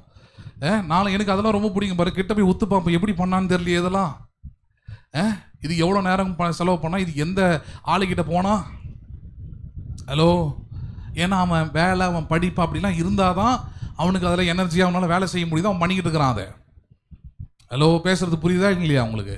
காலேஜில் போனால் அவ்வளோ ஃப்ரீடம், என்ன வேணா பண்ணிக்கோ. நீங்கள் நான் படித்த காலேஜில் போனீங்கன்னா ஆம்பளை யார் பொம்பளை யாருன்னு சட்டுன்னு கண்டே பிடிக்க முடியாது. ஏன்னா 2 பேருமே நடந்து போயிட்டு இருப்பாங்க, 2 பேருமே ஈக்குவலாக இவ்வளோ முடி இருக்கும், ஒரே ஷைனிங்கில் வேறு இருக்கும். அது இதை பொண்ணை விட அவனுக்கு நல்லா ஷைனிங்காக இருக்கும் ஆளுக்கு. அது எவ்வளோ மென கட்டிருப்பான்னு தெரியாது. அவன் ஷைனிங்காக வச்சுன்னு வருவான், நல்லா முடிய பின்னி போட்டுன்னு வருவானுங்க, பயங்கரமாக இருக்கும் பார்க்குறதுக்கு. திடீர்னு போனீங்கன்னா பொண்ணுங்கன்னே தெரியாது, ஆம்பளைங்க மாதிரியே ட்ரெஸ் போட்டிருப்பாங்க, டிஷர்ட்டு ஜீன்ஸு கோட்லாம் போட்டாங்கன்னா உத்து பார்க்கணும், இது உண்மையாகவே பொண்ணு தானா இல்லை பையனான்ட்டு. அந்த அளவுக்கு வித்தியாசம் தெரியாத அளவுக்கு அங்கே நடப்பாங்க பாருங்க காலேஜில். ஏன் அங்கே பண்ணுறது இல்லைன்னா, இப்போ மெச்சூரிட்டி வளர்ந்துட்டான், இனி அவன் முடிவு பண்ணணும். இனி என்ன பண்ணணும், அவன் மனம் முடிவு பண்ணணும். இப்போ யூனிஃபார்ம் போட்டு எல்லாரும் ஒன்றுன்ற லெவலில் கொண்டு வர முடியாது, ஃப்ரீடம் கிடையாது. குழந்தையா இருக்கும் போது அது ஓகே, வளர்ந்த பிறகு அவனை என்ன பண்ணணும், அவனை முடிவு கொண்டு வந்துட்டீங்கன்னா அவன் எங்கே போனாலும் எந்த இடத்துல இருந்தாலும் அவன் உள்ள சரியாக இருந்ததுன்னா எல்லாரையும் சக மனுஷனாக பார்ப்பான், எல்லாரையும் விரும்புவான், எல்லாரையும் பேசுவான், எல்லாரையும் ஏற்றுக்கொள்கிற மனுஷனாக அவன் வாழ்வான், வித்தியாசத்தை பார்க்க மாட்டான். ஹலோ, பேசுறது புரியுதுங்களா உங்களுக்கு? ஆனால் சபை பாருங்கள், இன்றைக்கும் இந்த எலிமெண்ட்ரி ஸ்கூல் மாதிரியே வச்சு நடத்திக்கிட்டு இருக்கிறது. எலிமெண்ட்ரி ஸ்கூல் மாதிரியே வச்சு சாச்சா கத்திக்கிட்டே விசுவாசி எப்படி இருக்கா அப்படி இருக்க கிடையவே கிடையாது. அவனுக்கு அறிவு வரணும், அவனுக்கு அறிவு வளரணும். சரி, அறிவு வளராத ஆளுங்களை கூப்பிட்டு கண்டிக்கணும், சொல்லி பார்க்கணும், திட்டி பார்க்கணும், எதுவுமே கேட்கலையே துரத்தி விட்டுறணும், அப்போ தான் உருப்பிடும். வரட்டும் ஒரு ஆள் உக்காரணும்னா சில நேரத்தில் கரையும் திரையும் ஆகிடும், ஆகான் மாதிரி பண்ணக்கூடாது. எதுவுமே கேட்க மாட்டேன், அடங்கவே மாட்டேன்னா எதுக்கு அந்த ஆள் நான் கேட்குறேன். இவ்வளோ சத்தியத்தை கேட்ட பிறகு நான் இவ்வளோ சத்தியத்தை கேட்க மாட்டேன், விரும்ப மாட்டேன், ஆணோட பிள்ளைங்களை ஜனங்களை நினைக்க மாட்டேன்னா is unworthy to be in church. சபையில் இருக்கிறதுக்கே தகுதி இல்லாத ஆளாமன். நீ ஞானஸ்தானம் எடுத்தது எதுக்கு? சபைக்குள்ள வந்தது எதுக்கு? வித்தியாசத்தை பார்க்கறதா, வேற்றுமை பார்க்கறதுக்கா? இல்லையே. You should accept each and everyone as a child of God. தேவனுடைய சாயலின் ரூபத்தில் உருவாக்கப்பட்டவர்கள் என்ற எண்ணம் முதல்ல வரட்டும். அப்புறம் அதுக்கு அடுத்து அவன் குணாதிசயத்தை வச்சு வித்தியாசப்படுத்துறது, அவனுடைய பழக்கத்தை வச்சு வேறுபடுத்தி பார்க்கறதுலாம் அது ரெண்டாவது. அது உங்களுடைய விருப்பம், அது உங்களுடைய இஷ்டம், நான் தலையிட மாட்டேன். ஆனால் the birth, the acceptance, பிறப்பும் ஏற்றுக்கொள்ளுதலும் வரும்போது it should be under truth. சத்தியத்தின் அடிப்படையில் என்ன பண்ண வேண்டும், அது இருக்க வேண்டும். அதனால ஸ்கூலுக்கும் காலேஜுக்கும் வித்தியாசம் இருக்குது. ஸ்கூலுக்கும் வேலை செய்கிற இடத்துக்கும் என்ன பண்ணுதாங்க வித்தியாசம் வருது. எந்த ஆஃபீஸில் இந்த யூனிஃபார்ம் தான் போட்டு வரணும்னு சொல்கிறாங்களா? இல்லை, கம்பெனிஸில் தான் அதெல்லாம் இருக்குது. ஆனால் நல்ல உயர்தரமான இப்போ ஐடி ஃபீல்டுக்கெலாம் போயிட்டீங்கன்னா அங்கே இந்த ட்ரெஸ் தான், இந்த கோடு தான் கிடையாதுங்களே.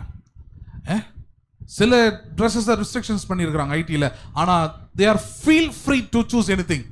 ஆனால் அவங்க எதை வேணால் சூஸ் பண்ணி போடுறதுக்கு அவங்களுக்கு உரிமை இருப்பதை போல இன்றைக்கு புதிய உடன்படிக்கையின் விசுவாசிகளுக்கு என்ன சொல்றாரு? அப்பா, அன்னைக்கு அவன் மனசு கொடுக்காம இருந்தான், சின்ன பிள்ளையா இருந்தான் இஸ்ரேல் ஜனம். அதனால அவனுக்கு நான் சொல்ல வேண்டியதா, அந்த முக்காடை போடு, கடவுளுக்கு முன்னாடி மரியாதை கொடு, நீ வந்து கீழ்ப்படிஞ்சிருக்கலாம் சொல்ல வேண்டியதா இருந்ததுனால அதுக்கு அடையாளமா முக்காடை கொடுத்துருந்தேன்.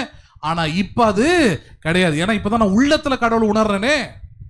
எங்க உணர்றேனே? நான் கடவுளை உள்ளத்துல விசுவாசிக்கிறேன், உள்ளத்துல உணர்ற, உள்ளத்துல அவர் வாசம் பண்ணுகிறாரு.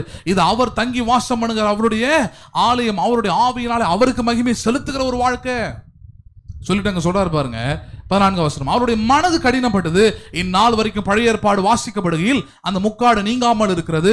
அது கிறிஸ்துவினாலே என்ன பண்ணப்படுகிறது? முக்காடு எதனால நீக்கப்படுகிறது? கிறிஸ்துவை பற்றிய அறிவு, கிறிஸ்துவை பற்றிய உபதேசம், கிறிஸ்துவை பற்றிய தெரிந்த புத்தி ஞானம் வரும்போதுதான் ஹலோ அந்த சம்பிரதாயம், இந்த முக்காடு போடுற சம்பிரதாயம் இருக்கு பாருங்க, அது என்ன பண்ணப்படும்? அது நீக்கப்படும். ஹலோ, இல்லைன்னா நீங்க 1000 பிரசங்கம் பண்ணி 1000 சொல்லி முக்காடு போடுன்னு சொன்னா போடுறது ஈஸி.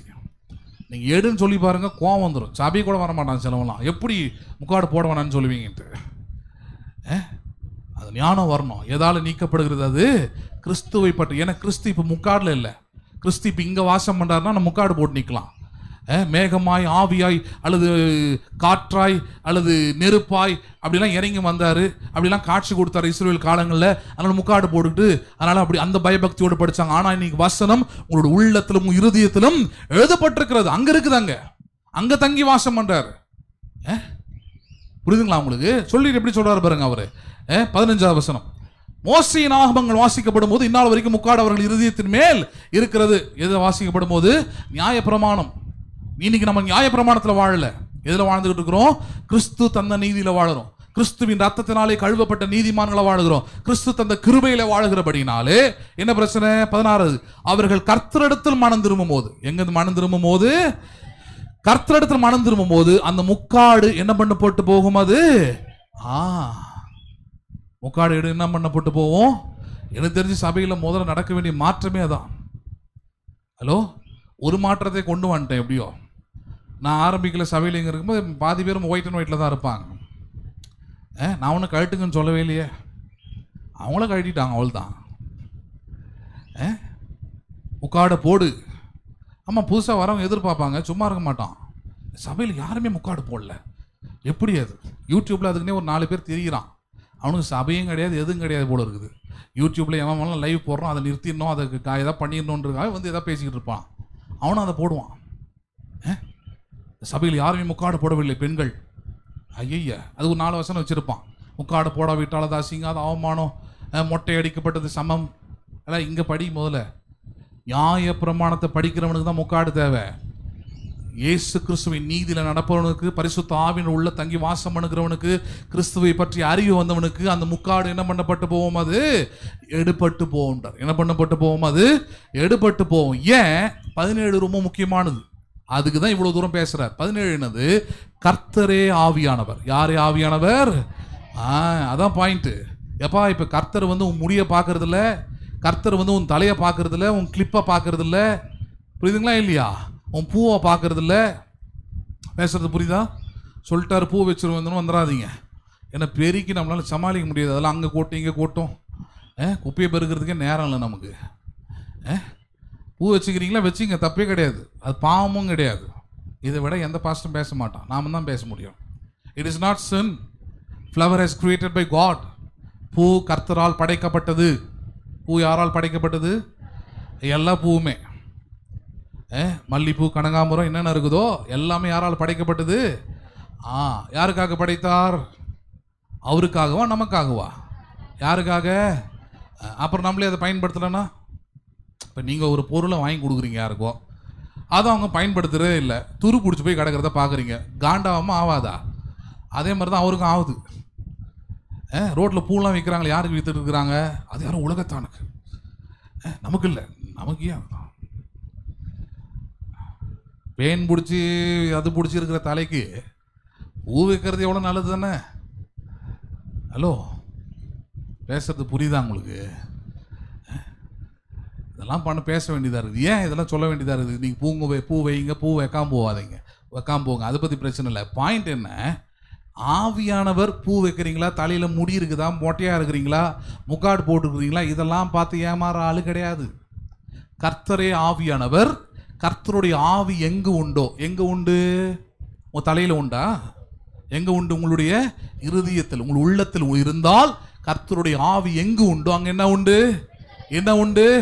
நீங்களே கொஞ்சம் யோசிச்சு பாருங்க. இந்த வாழ்க்கையில் எங்கிருந்து உங்களுக்கு விடுதலை எதிர்பார்க்குறீங்க? உங்கள் முடியில் இருந்தா, உங்கள் தலையில் இருந்தா, உங்கள் சரீரத்தில் இருந்தா? இல்லை, எங்கே எடுத்து பார்க்குறீங்க? உள்ளம் சந்தோஷமாக இருக்கணும், கவலைப்படாமல் இருக்கணும், கடன் பிரச்சனையை பற்றி யோசிக்காமல் இருக்கணும், எதிர்காலத்தை பற்றி நம்பிக்கையுள்ளதாக இருக்கணும். புரியுதுங்களா இல்லையா? இதெல்லாம் எங்கே எதிர்பார்க்குறீங்க? உள்ளத்தில். அதனால தான் அந்த உள்ளத்தில் ஆவியானவர் வாசம் பண்ண விரும்புகிறார். அப்போ அந்த ஆவியானவர் உங்கள் உள்ளத்தில் இருந்தால் அதிலிருந்து உங்களை என்ன பண்ணுவார்? விடுதலை ஆக்குவார். என்ன பண்ணுவார் அவர்? அதான் சொல்லுங்களேன். விடுதலை உண்டு. என்ன உண்டாங்க? கர்த்தருடைய ஆவியானவர் எங்கு உண்டோ, அப்போ உங்கள் உள்ளத்தில் உண்டா, உங்கள் எண்ணத்தில் உண்டாங்க, என்ன உண்டாங்க? விடுதலை உண்டு. என்ன உண்டாங்க? விடுதலை உண்டு. 18 நாம் எல்லோரும் திறந்த முகமாய் கர்த்தருடைய மகிமையை கண்ணாடியிலே காணுகிறது போல கண்டு ஆவியாய் இருக்கிற கர்த்தரால் அந்த சாயலாகத்தானே மகிமையின் மேல் மகிமை அடைந்து மறுரூபமா. இதை விட தெளிவான ஒரு வசனம் கிடையாது. சொல்றாரு, ஆவியாய் இருக்கிற கர்த்தரால் அந்த சாயலாகத்தானே. எந்த சாயலாகத்தானே? கர்த்தர் எந்த சாயலில் இருக்கிறாரோ, ரூபத்தை பத்தி பேசல. சாயல், சாயல்னா குணாதிசயங்கள், தன்மைகள், சுவாபங்கள், இதுதான் சாயல். கர்த்தர் இருக்கிற அந்த சாயலில் நீங்கள் ஒவ்வொரு நாளும் என்ன ஆகி வருகிறீர்கள்? நீங்கள் மகிமையின் மேல மகிமை அடைந்து மறுரூபமாகிறீங்க. அதான் புது சிருஷ்டி. புது சிருஷ்டினா என்னது? each and every day I have been transformed in my nature. என்னுடைய குணாதிசயத்தில், என்னுடைய சுவாபத்தில், என்னுடைய உள்ளத்தில், என்னுடைய எண்ணத்தில் மாற்றம் கர்த்தரை போல ஏற்படுகிறது, இயேசுவை போல ஏற்படுகிறது. இயேசுவை போல விசுவாசம், இயேசுவை போல நம்பிக்கை, இயேசுவை போல பரிசுத்தம், இயேசுவை போல நீதி, இயேசுவை போல நன்மை செய்கிறவராகவே சுற்றி திரிந்தார். இந்த மாதிரி மாறி மாறி மாறி அவரை போல மாற்றம் என்பது உள்ளத்திலே தவிர. ஹலோ, இயேசு நீட்டமா முடி வச்சிருந்தாரா, சுருள முடி வச்சிருந்தாரா, கருப்பா வச்சிருந்தாரா, கோல்டன் கலர்ல டை அடிச்சிருந்தாரா? That is not the point in Christianity. கிறிஸ்துவத்தில் அதுக்கு வேலையே இல்லை. கர்த்தருடைய ஆவியானவர் உங்கள் உள்ளத்தில் இருந்தால் இப்படிப்பட்ட காரியங்களில் இருந்து உங்களுக்கு என்ன உண்டு? விடுதலை உண்டு. என்ன உண்டு? கொஞ்சம் யோசிச்சு பாருங்க. கிறிஸ்துவ இருக்கிற நீங்க அல்ல சபைக்கே வரீங்க, ஒரு ஆராதனைக்கே வரீங்க, நீங்க பைபிள் எடுத்து வைக்கிறீங்க, பாட்டு புக் எடுத்து வைக்க அவசியம் இல்லை. இப்போ பைபிள் எடுத்து வைக்கிறீங்க, டைரி எடுத்து வைக்கிறீங்க, பென் எடுத்து வைக்கிறீங்க, குடிக்க ஒரு தண்ணி எடுத்து வைக்கிறீங்கன்னா நியாயம். ஹலோ, தலையில் போடுறதுக்கு முக்காடு எங்கே இருக்குது அதை தேடு. ஏன்னா வாரத்துக்கு ஒரு முறை தான் வேலைகளை முக்காடை போட்டு போயின்னு இருக்கிறீங்க கிடையாது. அப்போ நீங்கள் வேலையில் ஆண்டவர் ஆராதிக்கிறது இல்லையா? சரீரம் வேலையை தேவனை துதிக்கிறது இல்லையா? அங்கே ஜீவனுள்ள பலிகளாக ஒப்பு கொடுக்காம திருட்டு தனமாக வேலை செஞ்சுக்கிட்டு இருக்கிறீங்க. அப்புறம் கள்ளத்தனமாக இருக்கிறீங்க அங்கே இல்லையா? அங்கேயும் உண்மையாக தானே இருக்கிறீங்க. அப்போ ஆண்டவரை தானே ஆராதிக்கிறீங்க. ஜீவனுள்ள பலியாக தானே அந்த சரீரம் இருக்குது. புத்தி உள்ள ஆராதனை என்னென்னு தெரிஞ்சுங்க. கிறிஸ்துவங்களை பார்த்து காப்பி அடிக்காதீங்க, கிறிஸ்துவை பார்த்து காப்பி அடிச்சிங்க. யாரை பார்த்து காப்பி பண்ணாதீங்க? அந்த கிறிஸ்துவ இந்த சபை. Don't copy from Christians, copy from Christ. இன்னைக்கும் பிரசங்க யாரை சொல்றேன், ஐ டோன்ட் லைக் கிறிஸ்டியன்ஸ். என்னோட வாழ்க்கையோட முதல் எதிரியே கிறிஸ்தவர்கள் தான். கரெக்டாக பாயிண்ட் வரும்போது அப்படி ஆகும். நான் விரும்பாத ஆட்களும் யார் தான் சொல்லிடணும், அதெல்லாம் கரெக்டாக. அப்போதான் புதுசாக இருக்கலாம் கேட்பான், கரெக்டா இவரை பற்றி கரெக்டாக பேசிக்கிறாரு. ஏன்னா இயேசு அந்த ஊழி தான் செஞ்சார். சவுக்கால் அடித்தார்ன்னு இருக்குதுல, யார் அடித்தார்? புறஜாதியாரியா யூதரியா?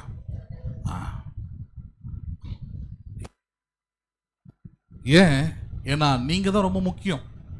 கூர்மை ஆக்கப்பட்ட பட்டயங்களா இருக்கிறீங்க. என்ன ஆக்கப்பட்ட பட்டயங்கள்?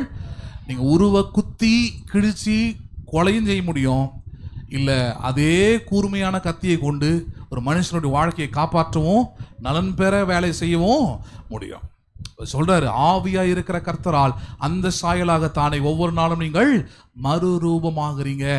இதுக்கு தானே ஆவியானவர் உள்ளத்துல கொடுத்துருக்கிறாரு. இதுக்கு தானே விருத்த சேதனை செய்ய சொல்றாரு. இதுக்கு தானே உங்க செவிகளிலும் உங்கள் இருதயத்திலும் என்ன பண்ணப்பட்டிருக்கிறீங்க? நீங்க விருத்த சேதனம் செய்யப்பட்டிருக்கிறீங்க. கடைசியா பிலிப்பியர் 3:3, பிலிப்பியர் 3வது அதிகாரம் 3வது வசனம். பிலிப்பியர் 3:3, ஏனெனில் மாம்சத்தின் மேல் நம்பிக்கையாயிராமல் ஆவியினாலே தேவனுக்கு ஆராதனை செய்து. எங்க நம்பிக்கை வைக்காம? நல்லதுன்னு சொல்லுங்களேன். மாம்சம்னா உங்களுக்கு என்னன்னு தெரியுது இல்லையா? உங்க சரீரம், உங்க வெளிய அவயம் அல்லது வெளிப்பிரகாரமான வாழ்க்கை, இவைகளின் மேல் உங்க நம்பிக்கை என்ன பண்ணாதீங்க, நீங்க வைக்கவே வைக்காதீங்க. அது மாதிரி பிரசங்கியார்கள் வரலாம், பேசலாம், சொல்லலாம். Never accept that word. இன்னும் அவங்களுக்குலாம் அந்த அறிவு வரலன்னு அர்த்தம், தெளிவு வரலன்னு அர்த்தம். முக்காடு போட்டு பிரசங்கம் பண்ணிக்கிட்டு இருக்கிறான்னு அர்த்தம். சபையில் ஆடாத, பாடாத, கை தட்டாத, விசில் அடிக்காதெல்லாம் சொல்கிறான் பாருங்க. அவனுக்குலாம் ஒன்றும் அறிவு வரலன்னு அர்த்தம். அவனுக்குலாம் பேர் பற்றி பெரிய பேராக இருக்கலாம், அறிவு இல்லை. அறிவு இருந்தால் அதெல்லாம் பேச மாட்டான். அறிவு இருந்தால் ஜீவனோடு இருக்கிறவன் தான் விசில் அடிப்பான், ஜீவனோடு இருக்கிறவன் தான் கை தட்டுவான், ஜீவனோடு இருக்கிறவன் தான் டான்ஸ் ஆடுவான், ஜீவனோடு இருக்கிறவன் தான் அசைவாட்டத்தோடு இருப்பான். அப்போ அந்த மாதிரி பிரசங்கெல்லாம் இருப்பான் நிறைய பேர். முக்காடு போடலாம், போடுங்கன்னுவான். போடலன்னா சாபம் வரும், போடலன்னா தலையில் சுரங்க வரும்னுவான். இன்னொரு பிரசங்க நீங்கள் பார்த்தேன், அவர் சொல்லிட்டு இருக்கிறார், எவனா ஷூ போட்டிங்க, ஷூ சர்ச்சில் சுகர் வந்து காலை எடுத்துருவாங்கன்றார். யோ, ஷூ போடுறது ஒரு குத்தமாயா? இதெல்லாம் ஒரு பிரசங்கமா? நான் கேட்குறேன். இதை கேட்டுட்டு ஆமின்னு சொல்லிட்டு வரான். எங்க இந்த வாழ்க்கை உருப்படுறது? ஆவியனரை பற்றி கேளுங்க, ஒன்றும் தெரியாது. சத்தியத்தை கேளுங்க, ஒன்றும் தெரியாது. தெய்வ அன்பு ஒன்றும் தெரியாது. ஷூ போடாத, சாக்ஸ் போடாத, இதெல்லாம் கற்றுக் கொடுத்து வச்சிருக்கிறீங்க சபையில். இவனுக்கு மொத்தம் இதை தான் பேசிக்கிட்டு இருக்கிறான். விசுவாசியெல்லாம் போயிட்டு வெளியே. நீங்கள் எதை பேசணும்? இதை பேசணும். நீங்கள் எதை பேசணும்? நீங்கள் ஏனெனில் மாம்சத்தில் மேல் நம்பிக்கையாயிராமல் ஆவியினாலே தேவனுக்கு ஆராதனை செய்து. எப்படி ஆராதனை செய்கிறீங்க நீங்கள்? ஒவ்வொரு நாளும் ஒவ்வொரு நொடியும் சபைக்கு வரும்போதும் சபையில் வெளியும் எப்படி தேவனை ஆராதிக்கிறீங்க? நீங்கள் worshiping from the spirit. எங்கிருந்து ஆராதனை செய்றீங்க? நீங்க ஆவியினாலே ஆராதனை செய்து கிறிஸ்து இயேசுவுக்குள் மேன்மை பாராட்டுகிற நாமே எப்படிப்பட்டவர்கள்? நம்ம தான் கிறிஸ்தவங்கன்றார். ஆவியினாலே ஆராதனை செய்கிறவனே யாரு? கிறிஸ்தவன். கிறிஸ்துவுக்குள் மேன்மை பாராட்டுகிற நாமே யாரு? கிறிஸ்தவன். நாம புரியுதா உங்களுக்கு? விருத்த சேதனை செய்யப்பட்டவன் யார்? எப்பா, முக்காடை போட்ட உன்னை விட நான் தான் பெஸ்ட், வெள்ளை சோக்கா போட்ட உன்னை விட நான் தான் பெஸ்ட். காரணம், நாங்கள் கிறிஸ்துவை மேன்மை பாராட்டுகிறோம். யாரை மேன்மை பாராட்டுகிறோம்? என்கிட்ட வந்து இந்த பிரசங்கத்தை கேட்டுட்டு யாரா போறாங்கன்னா கண்டிப்பா என்னை பத்தி பேச மாட்டாங்க. அவர் என்ன ட்ரெஸ் திரும்ப போட்டிருந்தார், அவரு இப்படி தேவனே இறங்கி வந்த மாதிரி இருந்ததெல்லாம் பேச மாட்டாங்க. அவர் ஒயிட் அண்ட் ஒயிட் பார்த்தியா, சுருக்கம் இல்லாமல் அப்படி, அதெல்லாம் பேசவே மாட்டாங்க. எதை பத்தி பேசியிருப்பாங்க? உள்ளத்திலிருந்து கர்த்தரை ஆராதனை செய்வது, ஆவியினாலே கர்த்தரை ஆராதனை செய்வது, ஆவியானவரால் விருத்த சேதனை செய்யப்படுவதே கிறிஸ்தவ வாழ்க்கை. ஹலோ, எப்படி விருத்த சேதனை செய்யப்படுவதே? என் உள்ளத்தையும் என் செவி ஆண்டவர் கொடுத்துருக்கனே, எதாண்ட கிறிஸ்தவ வாழ்க்கை. அது கீழ்படுகிறது தான் கிறிஸ்தவ வாழ்க்கை. அதை விட்டுட்டு நான் முக்காடை போட்டனா இல்லையா, வெள்ளை ட்ரெஸ் போட்டனா இல்லையா, கருப்பா போட்டனா வெள்ளையா போட்டனா இதெல்லாம் பார்க்கறதில்ல. கர்த்தர் ஆவியா இருக்கிறார். அந்த ஆவியானவர் எங்கு உண்டாங்க? விடுதலை. அவர் என் உள்ளத்தில் உண்டு, என் வாழ்க்கையில் விடுதலை உண்டு. நம்புறீங்களா நீங்க? அப்ப அதை தான் அங்க கவனிக்கணும்ன்றார். அடுத்து சொல்றாரு பாருங்க, ஆவியினாலே தேவனுக்கு ஆராதனை செய்து கிறிஸ்து இயேசுவுக்குள் மேன்மை பாராட்டுங்கள். யாருக்குள் மேன்மை பாராட்டுங்கள்? நீங்க செய்கிற எந்த செயலும் யாருக்குரிய மேன்மை பாராட்டுதலா இருக்கட்டும், அது கிறிஸ்து இயேசுவ நம்பிக்கை. ஹலோ, பைபிள் எடுத்துன்னு வரீங்களா? அதான் முக்கியங்க. பிரசங்கம் பண்ணும்போது செவிகள் கேட்குது, அதான் முக்கியங்க. உங்கள் உள்ளங்கள் தேவனோட வார்த்தை கேட்குது, அதுதான் முக்கியமே தவிர வேற எதுவுமே, வேற மாம்சத்தின் அடையாளம் எதுவுமே என்ன கிடையாதுங்க முக்கியம். தேவனை ஆராதிப்பதற்கு முக்கியம் இல்லை இல்லை இல்லை. செரு போட்டிருக்கிறீங்களா போடலையா, ஷூ போட்டிருக்கிறீங்களா போடலையா, ஜடை போட்டிருக்கிறீங்களா, பூ வச்சிருக்கிறீங்களா வைக்கலையா, இதெல்லாம் முக்கியமே இல்லை. ஆவியினாலே தேவனுக்கு ஆராதனை செய்து கிறிஸ்துவை மேன்மை பாராட்டுகிறானா? நானே எப்படிப்பட்டவனா இருக்கிறேன்? விருத்த சேதனம் செய்யப்பட்டவன். என்ன சேதனம் செய்யப்பட்டவன்? இதை தான் ரோமர் 2:27 நம்ம ஆரம்பத்தில் படித்தோம். இப்படிப்பட்டவனுக்குரிய புகழ்ச்சி மனுஷராலே உண்டாகாமல் தேவனாலே உண்டாகிறது.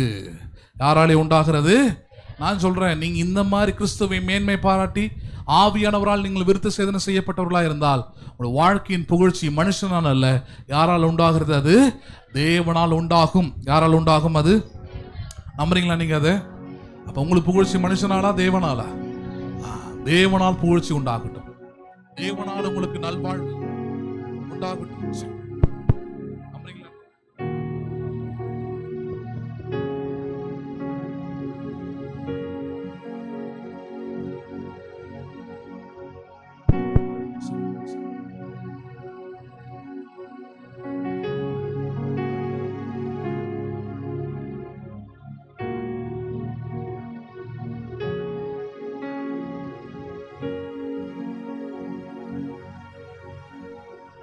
Praise the Lord.